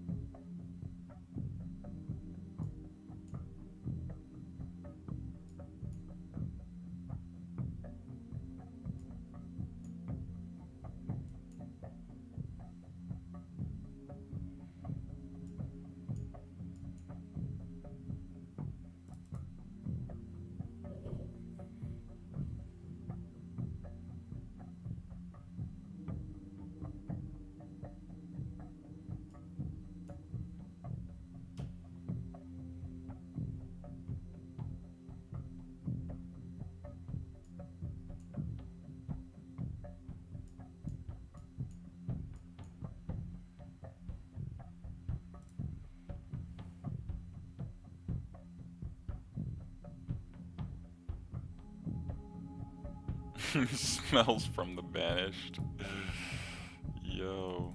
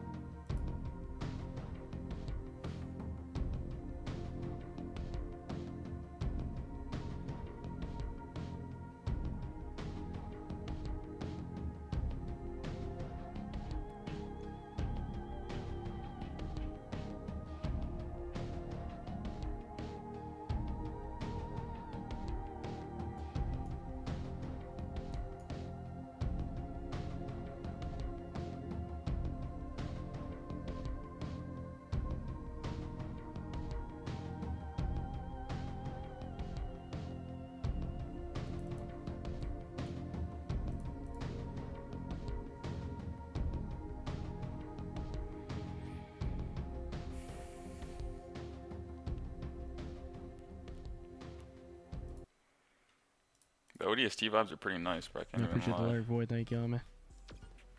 Like, you know what I'm saying? Like, they're just gonna sit there and be like, be hella weird.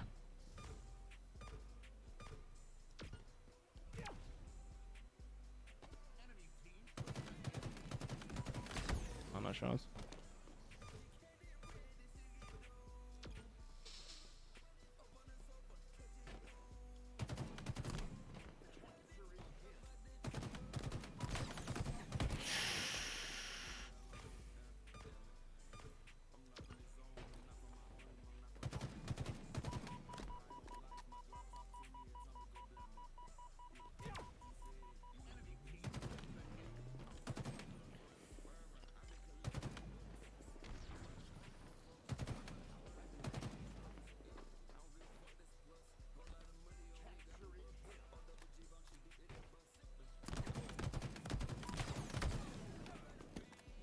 Another 3-minute ad cycle stream. Okay. We're just watching the rebroad. He's just yerking off.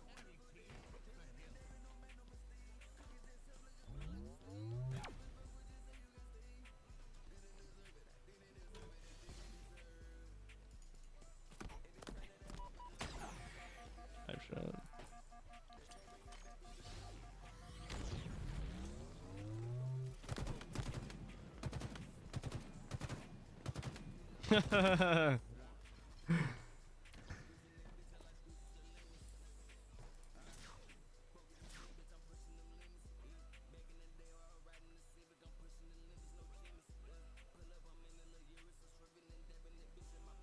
Hey, hey.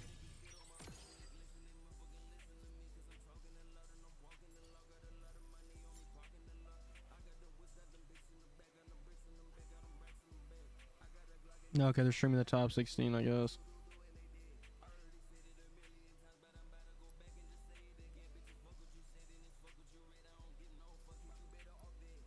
Wait, are we allowed to play?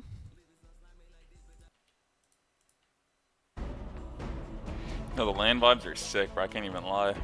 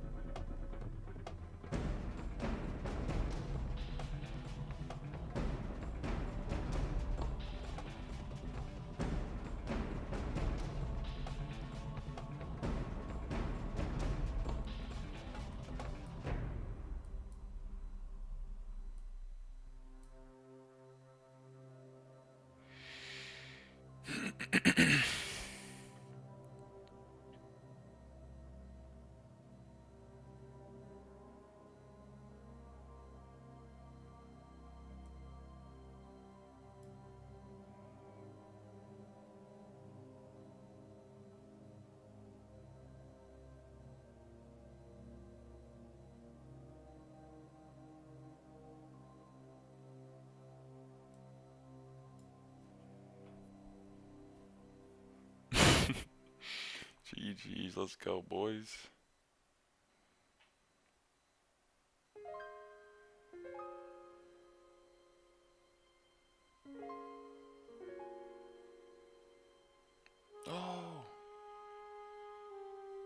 Oh, it's kind of a sweaty match. What the heck?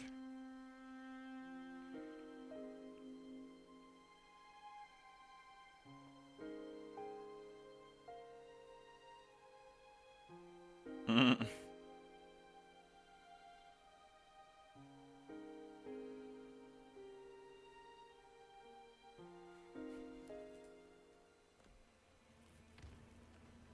halfway to victory.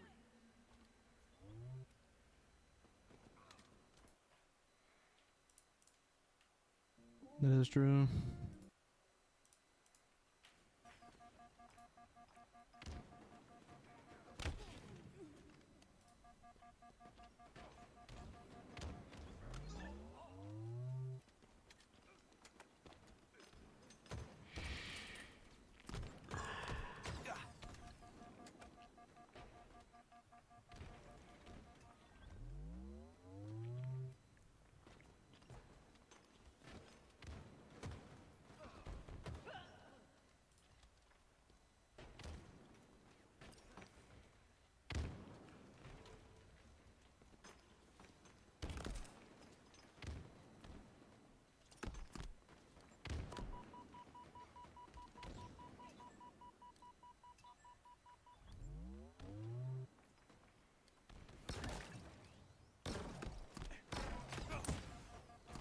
Bro,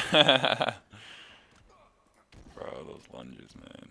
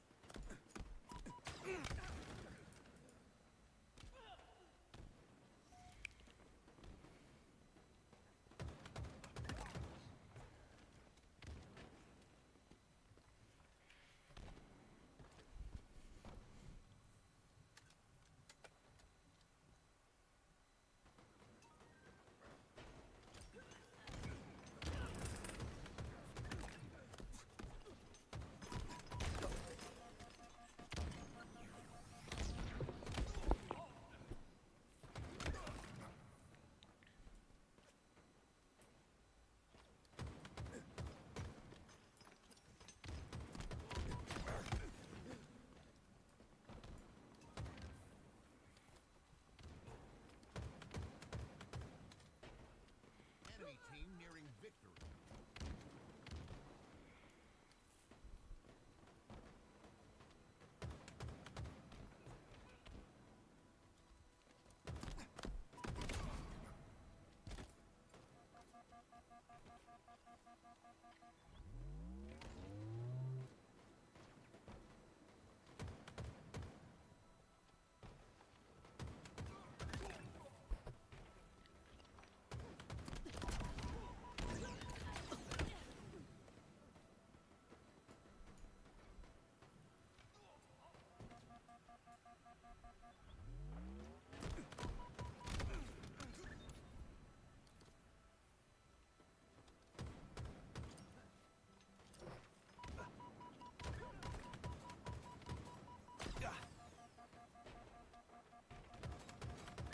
Jeez.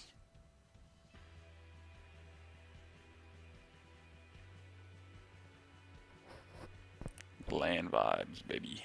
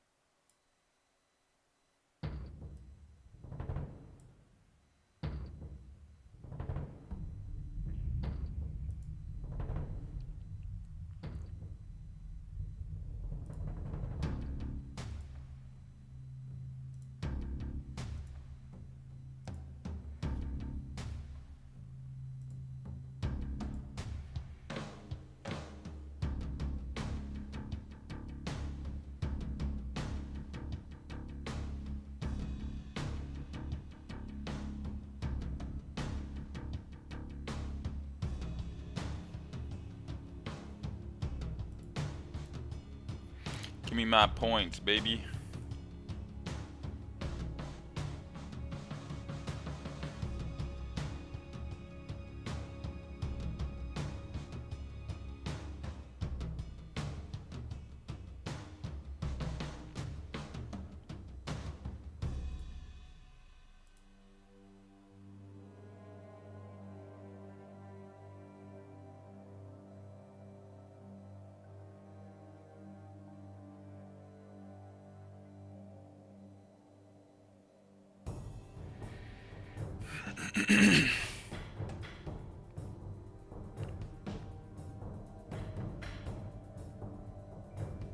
Where's everybody going?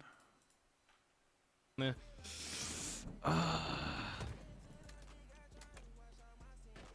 Thinks he's so good until Ed.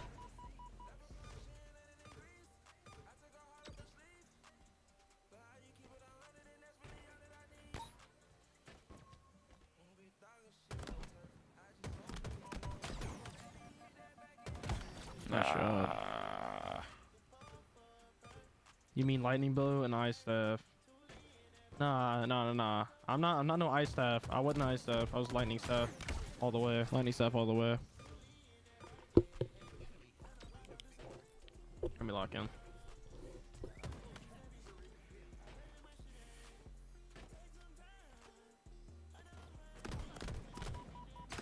Yo, this kid, all he knows how to do is just sit in corners and just wait.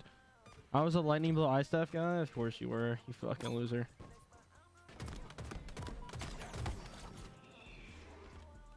Marcus said, good luck, have fun. Thank God.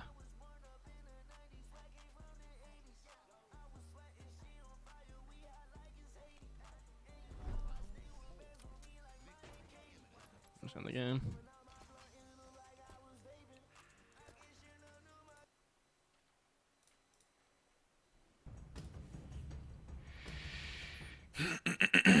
Everyone, welcome back to the European Halo Kickoff 2025. This is going to be our last game of the day. We're currently in round 4 of Swiss. Yep.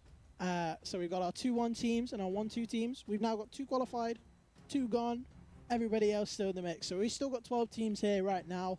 We're going to get, I think, 4 series done today and then get everything else done tomorrow morning before the bracket. So as it stands right now, Conspiracy are 2-1, BH3 2-1, Leaking Esports, Baseline Beavers, Catsmell Gaming, and Legion Esports. All of those guys are 2-1. And then we have Outsiders, Demonica, Margin, Team Mystics, Numbface, and Zeta Sky are 1 and 2. Correct. So 4 of these teams are going to be playing tonight. No, not 4 of these teams. If you take a look at our holo table, you can see who's going to be playing. You can. 8 of these teams are going to be playing tonight. The other 4 are going to be playing tomorrow. What we have on is, of course, on the main stage, it's going to be BH3 against Legion Esports. And then for the rest of the stations, we have Conspiracy versus Catsmell Gaming, Leaking Esports versus Baseline Beavers, and Margin versus Team Mystics. The other 2 series will be played tomorrow. Hopefully we can get those on stream. It kind of depends how quickly we can get the stream set up, to be completely honest. Yeah, so we'll know by the end of today a couple more teams that are going through, a couple more teams that have been knocked out and who we're just a little bit unsure about. Who might still be in the mix. Yeah. Pretty much. That's the way it's going to go. Hopefully we're not going to be too far away from this series. But right now we are going to show you the teams. First off, starting with Legion Esports. Here they come, floating slowly down the screen. We've seen them before. It is Manxie, Nebula, Light Axel, and Frenzied. And we're going to go over to look at BH3 as well, which is, of course, you've seen them here on stream a couple of times now. That is Mose, Bastos, Shad, and Mister. Yeah, so I'm excited to see these guys go up against each other. It's going to be a very interesting matchup. I think it's going to be a bit of an uphill battle for London Legion Esports. Sorry, just Legion Esports. Obviously, they had to fight really hard to be here. They should be happy enough with that. They do have another chance if they lose out here. They've got another series to play. Not saying they are going to lose, but, you know, definitely BH3 is one of the stronger teams in here. Yeah, I think realistically we're looking at Legion going 2-2 here and fighting in the big best of 5 on Sunday. But, you know, that's still to be decided. We're not quite technically there yet. We got our other matches going on. You know what, Oscar? This really has testament to how good our seeding was to begin with. Because Legion Esports was sat there right in the middle. They were middle seed, and they're here in the end. And they're going to be in the middle, probably, by Sunday. Most likely. Anyone talking about our seeding, I'll have you. I'll have you right now. Come find me. Anyways, outside of doing any of that shenanigans, it's been a long day, guys. Yeah, we're still here. We're still trucking away. We're trying to get as much done as we can with the time we have been allotted. But of course, as we said, BH3 going to be playing Legion Esports. We are going to bring up some maps for you. It's a new series, so it's new maps. It's a new round. Everything is going to be changed. Hopefully, I'm going to get those up in just a second so we can show you guys what we're working with. Right. Hey, there we go. It is Recharge Strongholds Map 1, Aquarius Slayer Map 2, and a Solitude King of the Hill Map number 3, if we do happen to get there. So we're going to see more Aquarius and more Solitude, but you wouldn't know who made this this map. I'm sure they're not watching. It's fine. It's good. We're fine. It's because we cut it down. It all makes sense. Yeah, so many Aquarius. So we're going to be starting off with that Recharge Stronghold, and honestly, I feel like that more than the Slayer is the game in which Legion Esports has the most chance to really prepare themselves and regain a little bit of momentum. Yeah. Whereas in the Slayer, I think they might get put through the blender a little bit, but I hope not. We're going to have to see. Hopefully, we're going to have at least a little bit of action for you all. There will be some action. BH3 versus Legion Esports is coming up. We are going to go over to our casters, get them here on the screen. Hopefully, the game's not too far away, and we'll be able to deliver you some fresh Halo right to your screens very, very soon. Sweet. All right. Let's go to a break.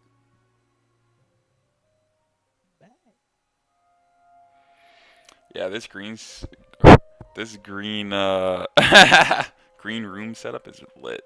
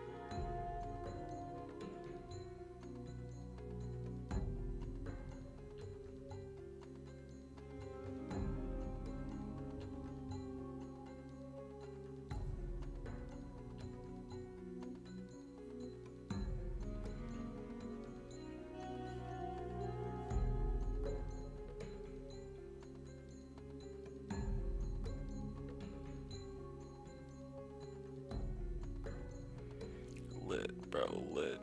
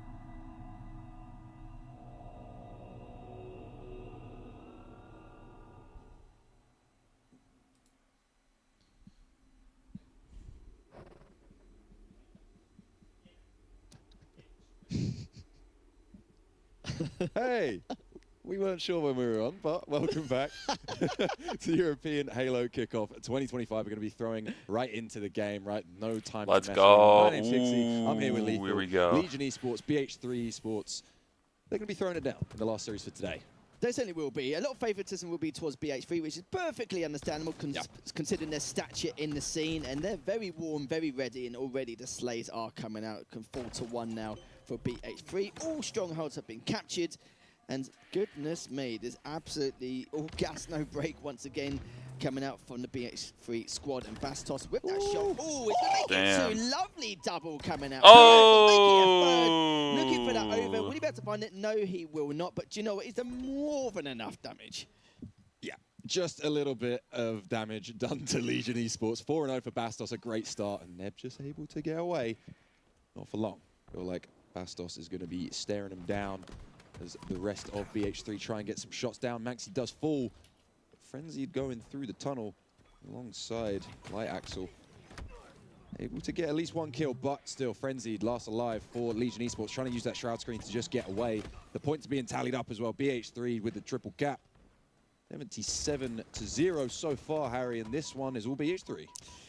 Yeah, this is not looking too good for Legion Esports at the moment, but it is the very start of the game. They're looking to try and stabilise the best they can. 2 down now for BH3. This is going to be Legion Esports' time to shine, but it's just the trades coming out back and forth from BH3.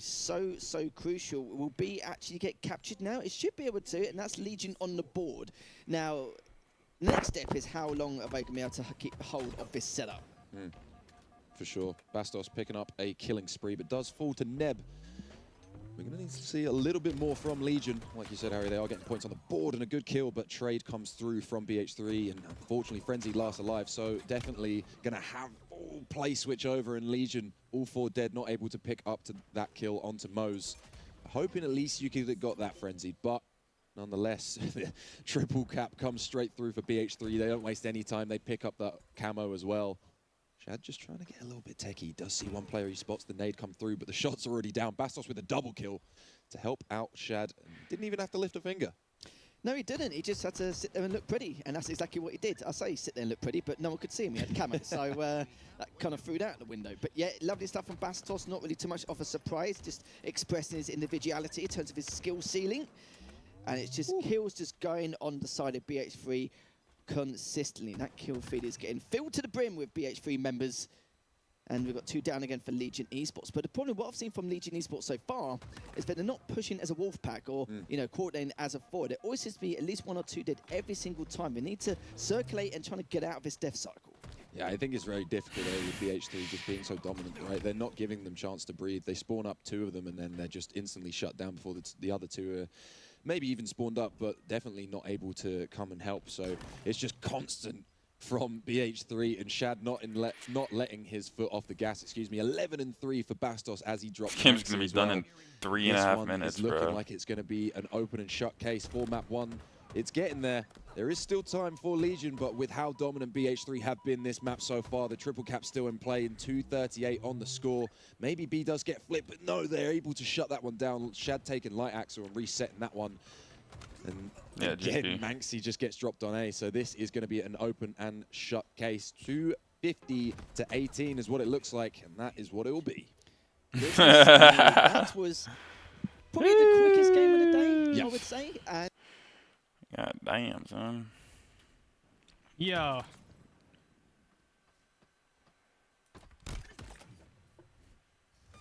I would run, dude. That's what I'm saying. Run in a straight line, bro. This shit's checking me out.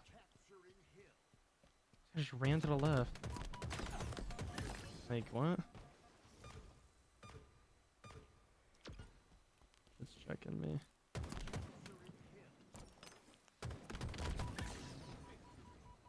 Hoping he would ninja you? Okay, bro.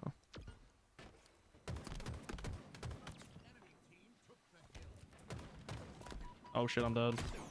Ooh, thank God. Now we're trying to go for a perfection right here. Let's go lock in.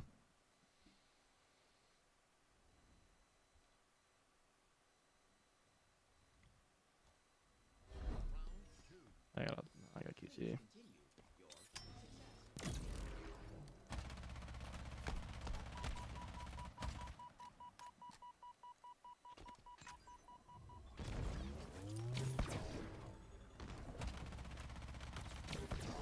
No way, man. Oh my god, I'm about to get so mad. He's just timing it. Okay, I'm capping though. Not doing it.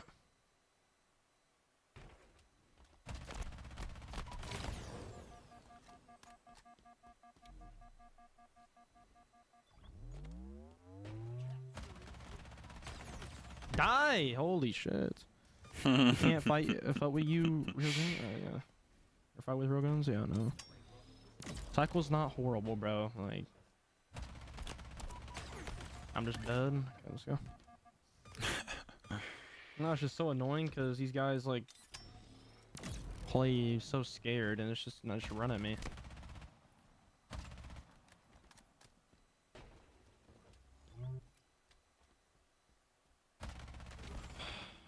Nice play, man.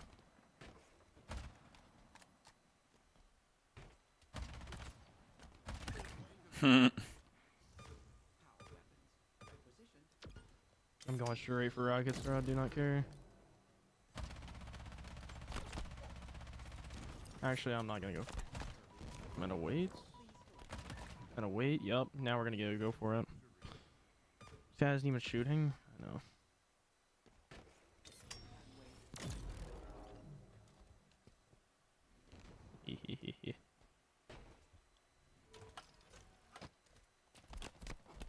Okay. It's one of the track. It's the tracker rocker, bro. That's crazy. Oh, track him. Oh shit! Ah shit! Run! Oh, you don't get unlimited. Jesus. There he is. I don't have that. I'll have that. Let me trade him.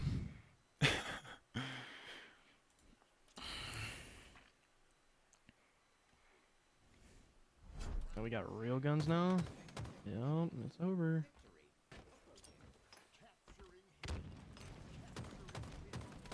Okay, I guess I can't shoot back, bro. Yeah, don't kill me, bro. Injured.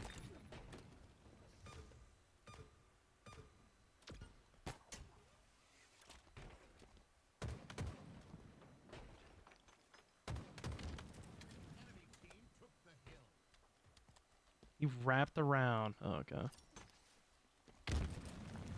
Can't stand people that play like this, man. Okay, he's lagging. For sure. Shooting blinks on this guy.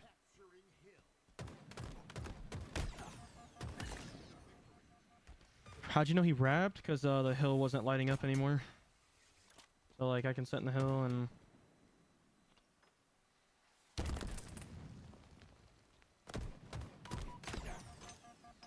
Dude, this guy's so good.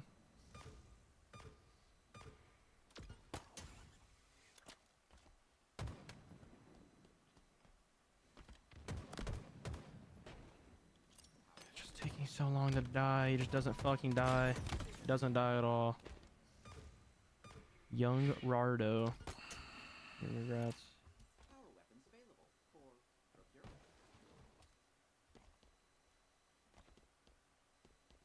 Bro, please. Please just fucking fight, dude. So good.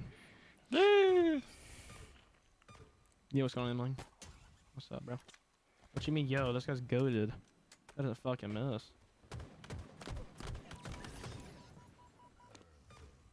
No, he's gonna choke, though. He's life's on the line. Life's on the line. He's not feeling good. Okay, he's just got a sword. Let's go. He's got a fucking sword! No, he's getting banned from my chat. Swear to God. Swear to God, he's getting banned. He's picking up sword and just being a fucking useless piece of shit. No way, bro. Him. Might need to. Sword. Just doesn't miss with it either. So, oh my god. He's just a shroud string camper too. It doesn't help. Yeah, look at him. Got him. A good play, bro. Good play. Good job. Please lock in. I'm locked. It's just this guy's playing like a fucking pussy. So I just can't. It's actually just, it's so sad. It's so fucking sad. Are you undefeated in this shit? Yeah.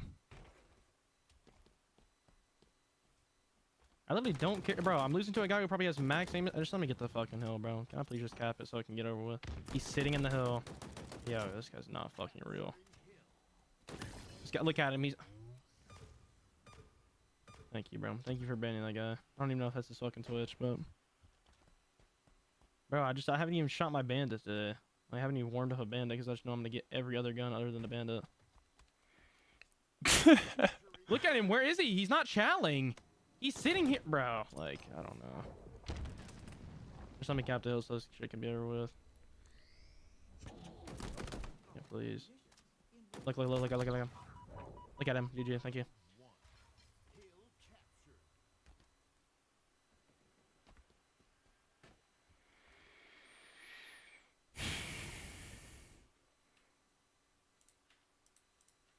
Top this time, 49-33. Likely this final kill will be found, and looking like Frenzied and Maxis are going to be having a little bit of an introduction to Mose and the rest of the boys. They're going to pinch them in the back of blue base. Mose goes flying, not able to pick up one. Maybe getting a little bit too aggressive, but the kill finally comes through. 50 kills for BH3. 50-34 is the scoreline, and a 2-0 for BH3 in that matchup. Yeah, Mose and Bastos did enough. I think, yeah, that's it for them. Because that caused a destruction there. But yeah, in terms of predictions, it's what we anticipated. The scoreline's pretty much what we expected as well. Yes. I would have been shocked if we saw anything different. You know, this is the team where they're expected to at least get top 2. Or top 3, yeah, sure, but top 2. They're looking for that grand final spot. They're not looking to place any lower. And if we expected a game drop here and there from them, then I would have been absolutely shocked, even with that last-minute pickup from Mr. Because we know Mr. is an incredible player all round. Yeah, for sure. And that will be BH3 going 3-1 in terms of the Swiss format. So they're going to be progressing into tomorrow. They've confirmed their top 8 spot in the double elimination bracket. And a very good showing from them today, right? We've seen some very good games on stream and also off. You know, when we've been walking around in between series when we've had a little break, and we've been seeing them looking red hot. So a very, very strong BH3 coming into tomorrow. ITB maybe going to have to buck up their ideas. They did close them out, but they still will likely meet each other once again. So that is the last series for the day. That is us finished for today. We will have some series early on tomorrow morning just to finish off the Swiss bracket because we have had a few technical issues. But for us today, that will be us closing off. Harry, anything you want to say as we probably fade off into the back rooms? Yeah, somewhere in the back room. I don't know where exactly we're going to head off to, but somewhere in the warehouse. But yeah, no, big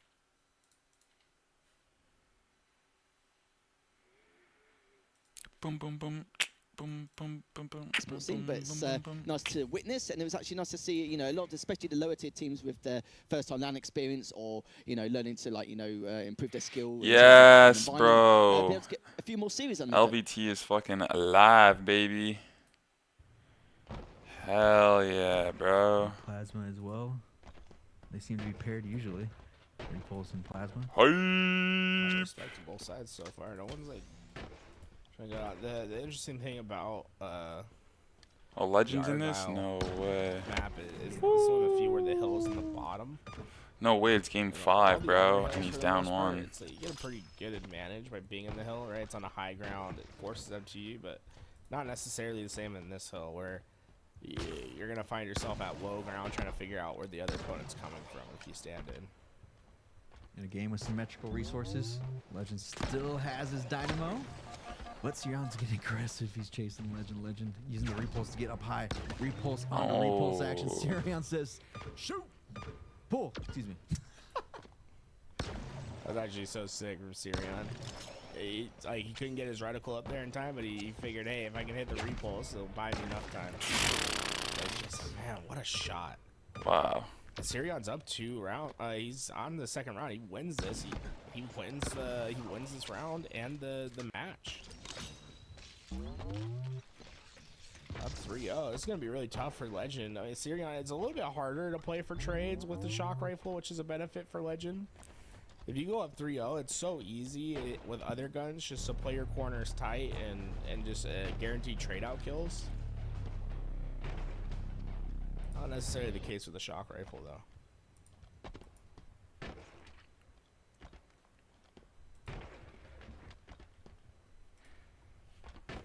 It's like they are playing the exact opposite of each other on the map. They're all doing the same movements.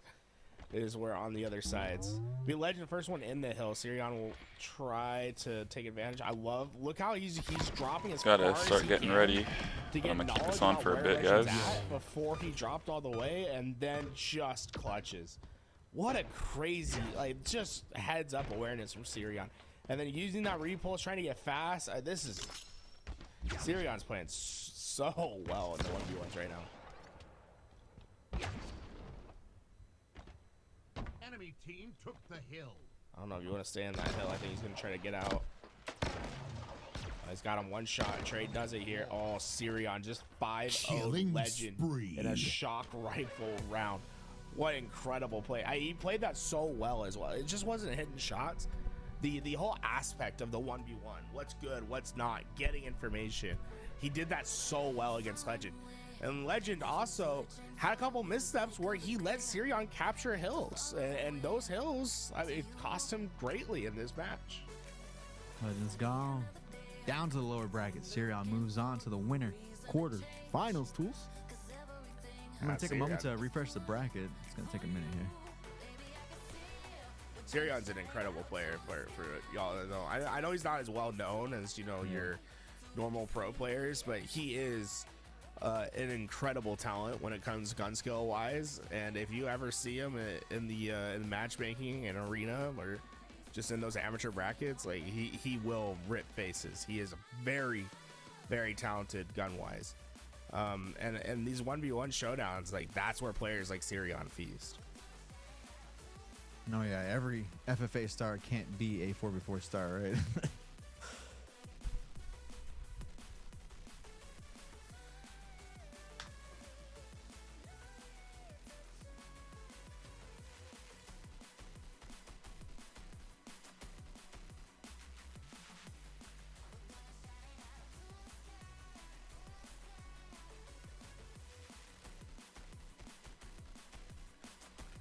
All right, ladies and gents, it's going to take some time to get through this round of 16. Like I said, winter quarterfinals on the other side. The first person to punch their ticket, Sirion, defeating the #1 seed in Legend in a best-of-3 series 2-0. And so now we will wait for the rest of this quarterfinal to pan out before we pick our next match. It looks like we'll be facing the winner. Sirion will be facing the winner of Maski versus Evil Carmine. Any thoughts on that match? That should be a fun one. Macy, a really good player in the 1v1s. He played, he had a really, I think he had a tougher bracket to get here. Well, he had to play against Wiccan, who's also like just another one of those good, talented like 1v1 players. 2-0 to him. So let me see what Carmine had to do. Carmine went through some decent players to get here as well.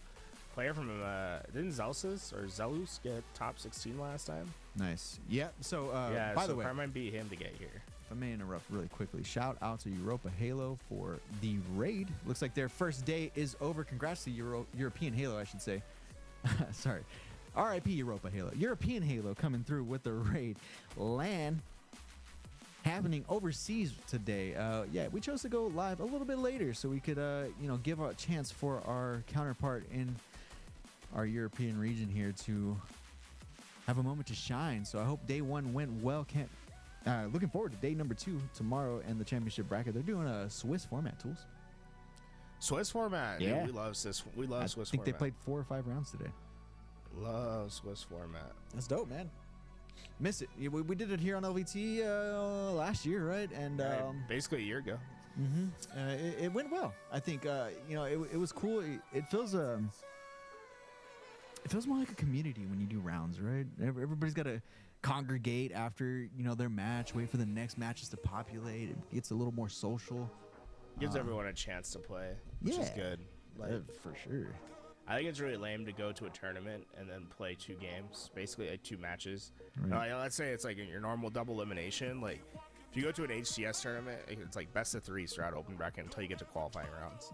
So to play potentially 4 games total, in your bracket, like, and you're traveling, it just like doesn't feel as good. Oh, yo, we're getting hit back-to-back raids. Stellar just raided with 141 as well. Damn. Let's go, Stellar.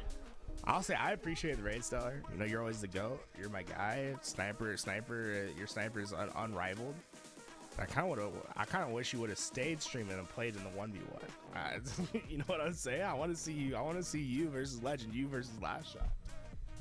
He is our like rating 1v1 champion from the was it the Xbox one? It was like 15K.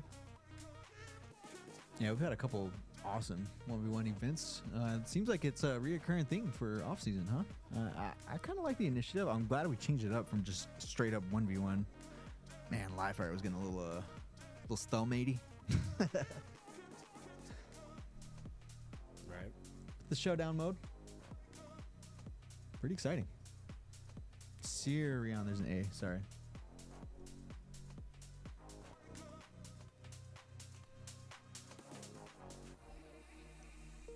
Put some respect on my boy's name, bro. Put some respect in our channel. Just kidding. Just kidding. Look at that, bro. You timed him out for that long? Oh no, you're. Yeah, it was a joke.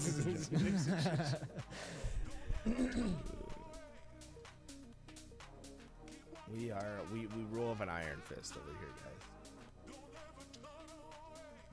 Legend goes down to the lower bracket. Breaking news. If you missed it, pretty close match. Syrian frying though. The guy that beat me won his first round, bro. Damn.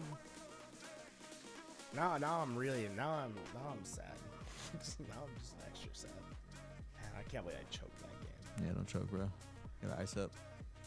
It's the LBT way.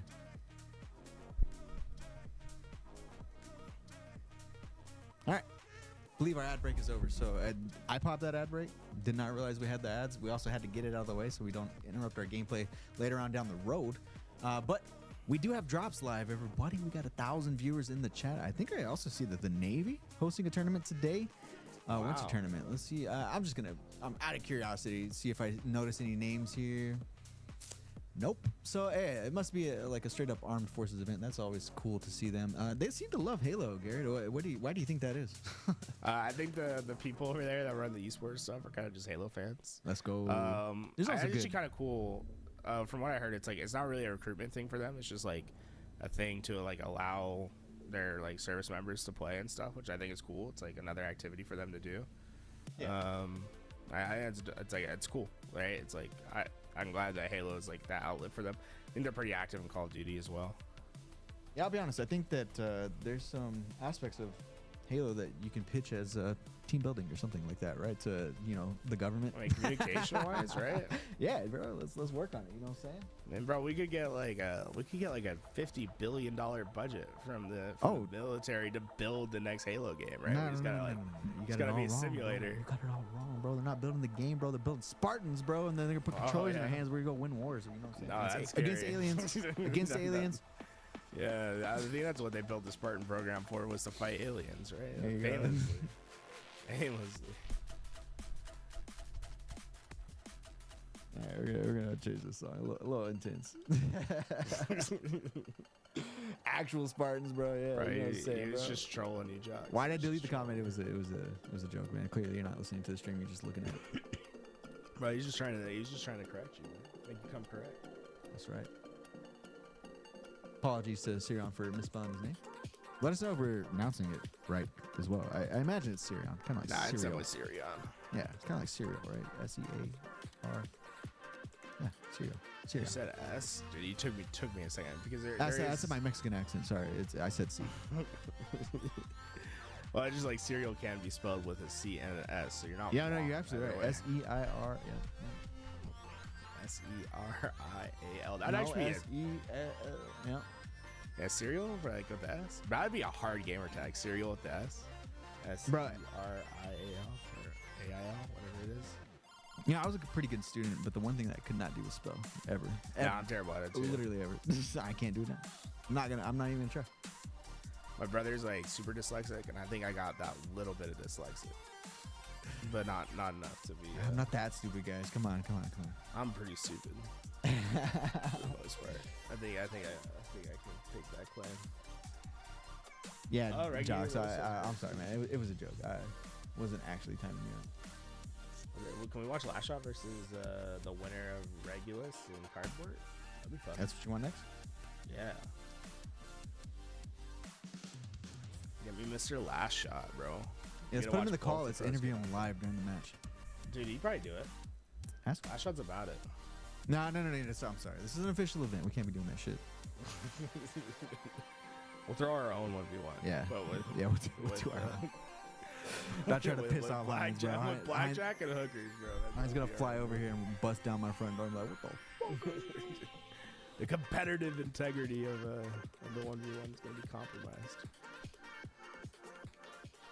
Yeah, that's such a good, such a good. I realized that we didn't go live on YouTube. Should we? Probably. Damn, we missed. Yeah, we got Legend. We got By the way, I think it's good to go live on YouTube just to because that Twitch after 3 weeks it goes away on Twitch. The YouTube lasts kind of forever.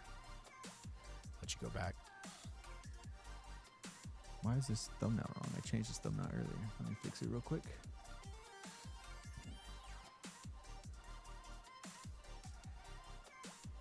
All right, so we should be live on YouTube now. Apologies, everybody, that it took so long to go live. Oh, I guessed at the start of the top 16, I put 1 a.m. It was, not 1 a.m., 1 p.m. It was pretty much on dot. It's 1:25. Yeah. These pros clash head to head. On time to some. 25 minutes late. Hey, shout out Artur Broadshots here, bro. That's my goat forger. What's up, Artur? Artur?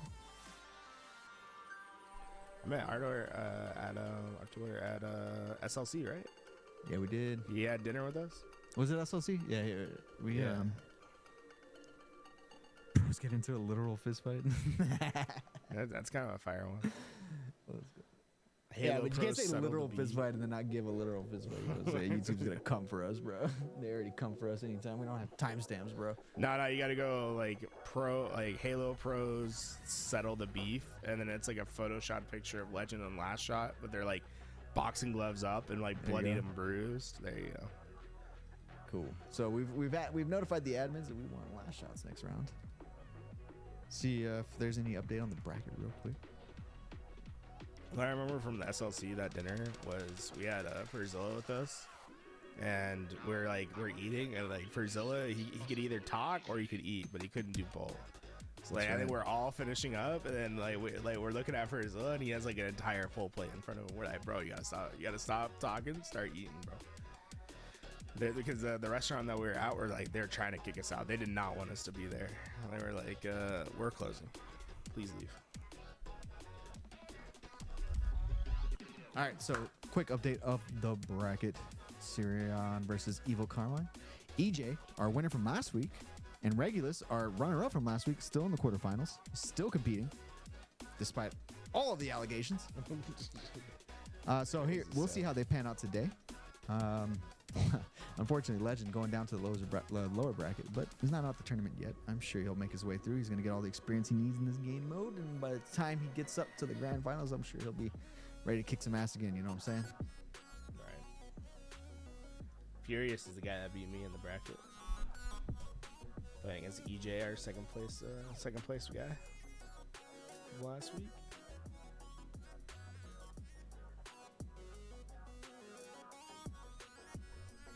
So it looks like Last Shot's already in his game, so we'll watch.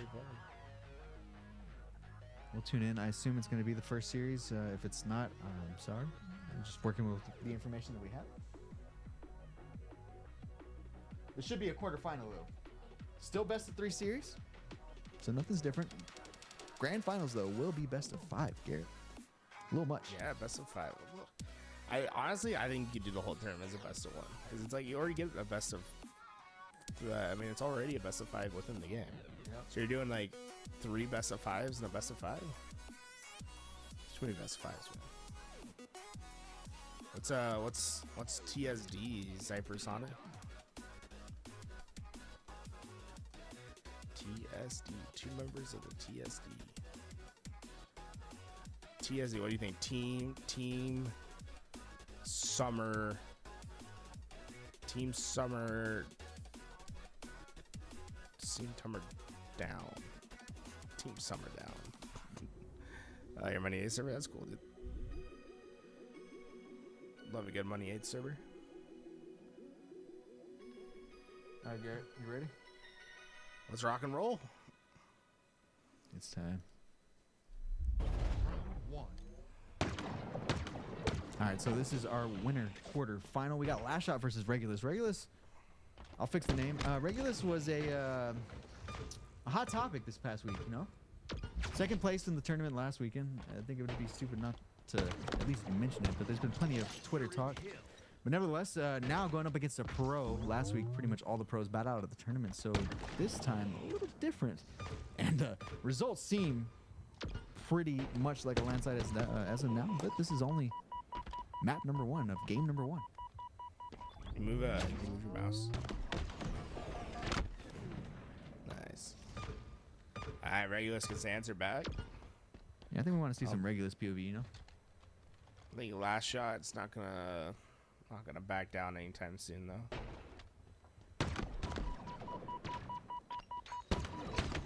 Yeah, nade forces him out to the left. Last Shot, play that so well, right? You throw the nade one side, look the other. He comes out the other way, the nade takes care of it. He comes out towards your reticle, well, just don't miss the shots. Nice. Regulus hunts him down. The stalker rounds on this map are so funny. Oh, it's Regulus like half the won, time. my bad. Yeah, Regulus won.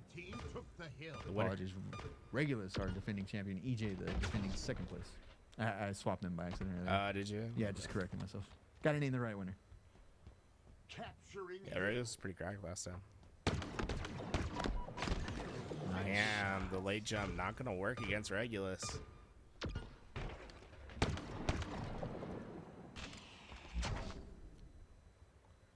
Up high.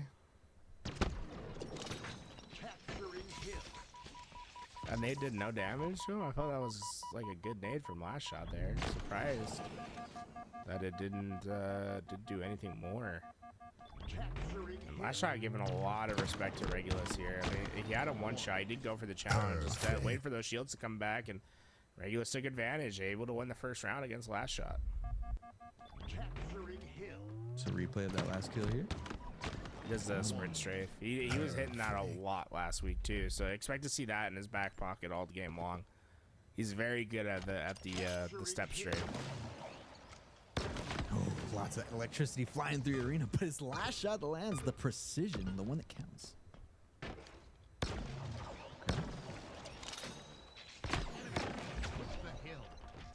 Ooh.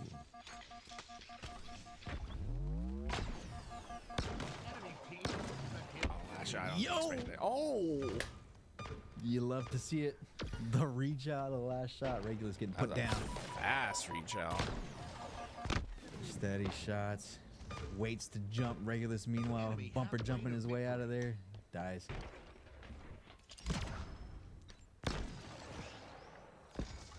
Enemy team took the hill. He sent like 2 nades basically at once right there.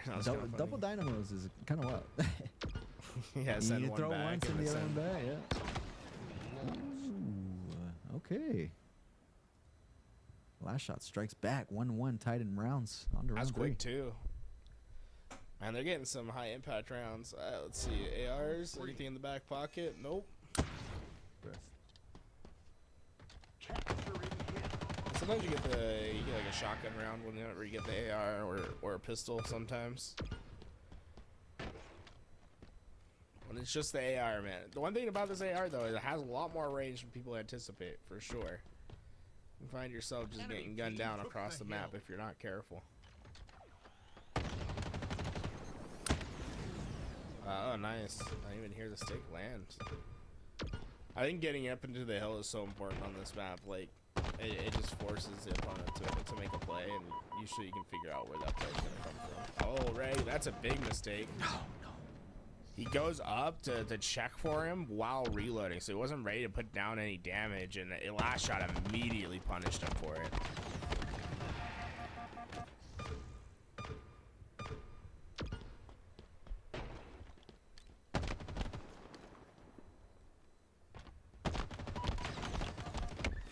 Ooh, I'm surprised Reggie didn't get that. I thought he was getting some good headshots right there, but last shot able to work a trade out.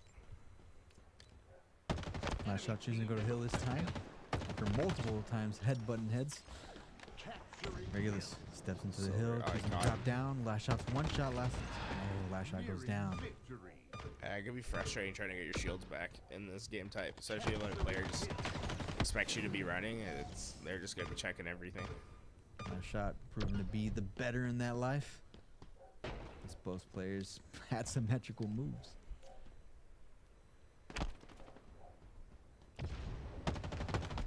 Someone in chat says that Reg is doing a monitor stream. Good on him, man. It's always good. I mean, like obviously there's some pretty public accusations. Yeah, you got to week. defend your name. You know what I'm saying? You got to do something. If that happens, I think that's the best course of action, right? Yeah, you got to do something. Increase weapon speed, so that means better weapon handling. So you want to switch weapons, it'll be a lot faster here. I think it impacts the nade when you get this. The reloads are faster as well. Nice shots.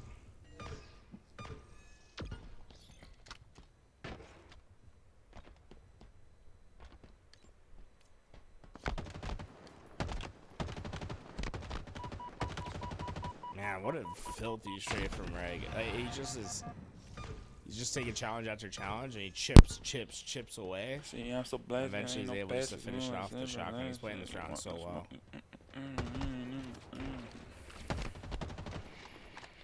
Okay, okay.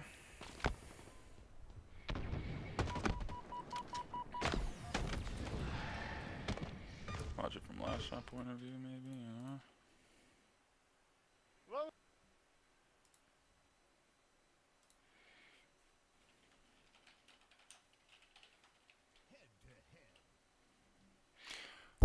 Give a shout out to LVT. Yo, Rose, thanks for the follow. Appreciate it. Welcome.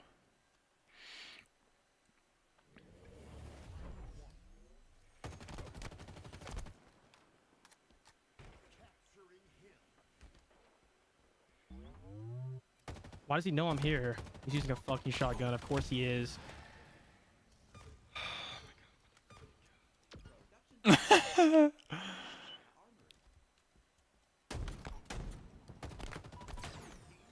Hope this guy feels good about himself. Even if I don't give a fuck if he's streaming or not. Still fucking sad. Yeah, you can still cheat and mirror your screen and literally fucking cheat. I don't want to hear that shit, chat.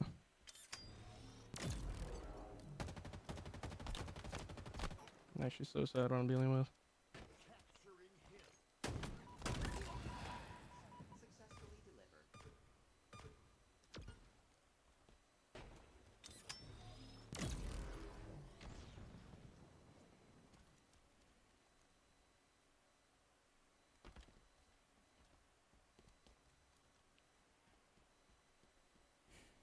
Bro.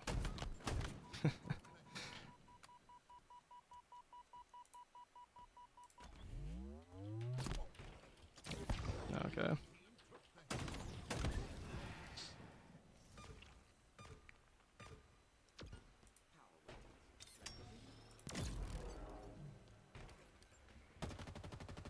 Look, at least he didn't hide it that time.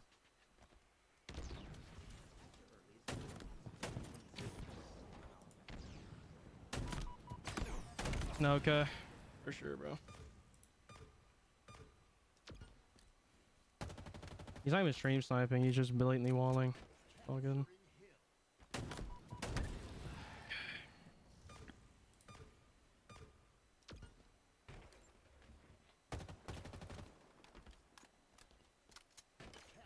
Like, what?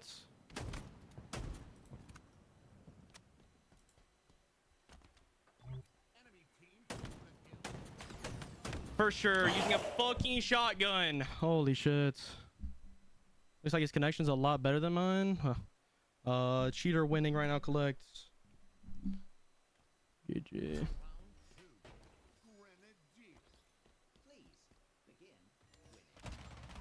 I'm dead. Okay. Proof he is? I will after this. Maybe just wait.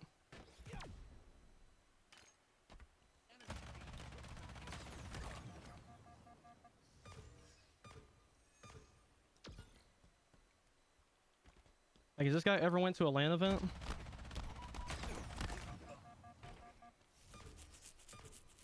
Yeah.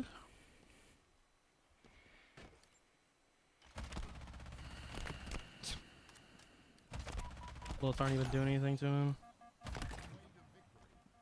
This guy's sus as fuck. He's the best, I guess.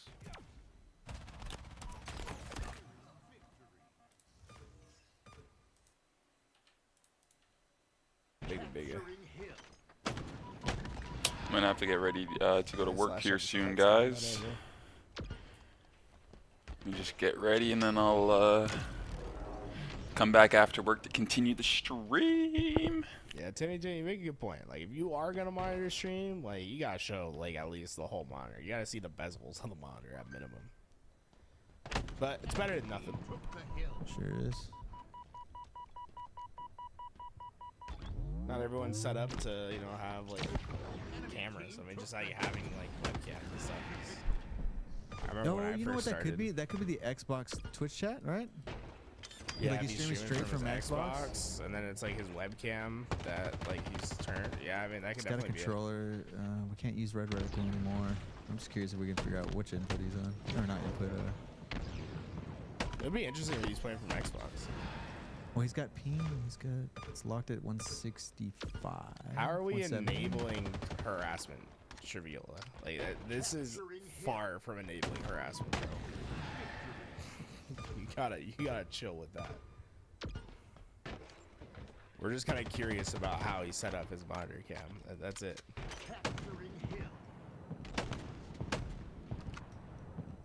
Oh, does he have the thing on his? Enemy team took the hill.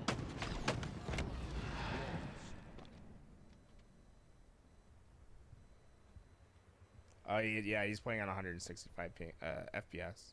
So it is a PC that he's playing on. And he also has a controller overlay. Grenadier.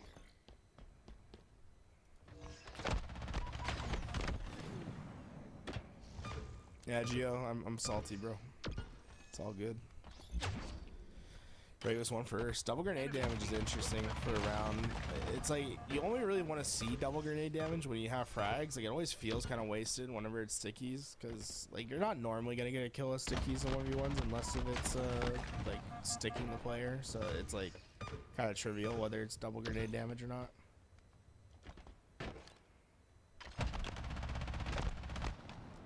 No, I think it's good that he's doing a monitor stream. Like, if someone accuses you, like, I think it's good for you to do any type of monitor stream, even if it's like you can't get the whole thing, like you can't. It's like it's better than nothing. Better than nothing. And fast-paced rounds. But so far, last shot seems to be just able to get what he wants done. Nice shots by last shot. Man, he is good with that SMG. It is Twitch chat. I see a question on it. Okay. Interesting streaming software that overlays chat. That's awesome. You interact with chat while you're playing. So his chat's being put over his gameplay on the left side of the screen. It would appear so. Man, that'd be so distracting for me playing, but. Capturing hill. But if he only has like a one monitor setup. Yeah, I'm sure. And then there's a damn good chance that's the case. All right, shock on shock. Enemy team took the hill. Tied in rounds, tied in kills. On Regular's POV, but his last shot sits him down. Headshot to the back of the head. Oh wow, nice shot from Reg.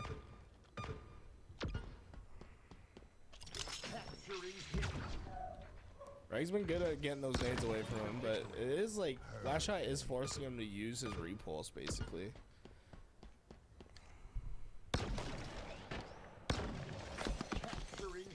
Lets that nade go by. It gets about half shields.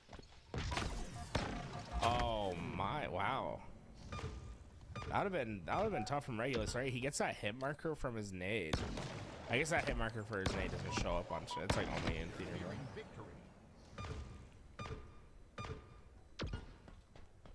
Yeah, is it always the same? I feel like the shock rifle rounds are always the same. It's 3 repulses and a shock grenade. Whenever it's a shock rifle round. Nice, good plays for a reg. Next kill wins the round. They both go through the pre-fire. Reg. Oh wow, last shot had an opportunity to catch him there mid repulse, but gets him on the way up. Nice reaction shot.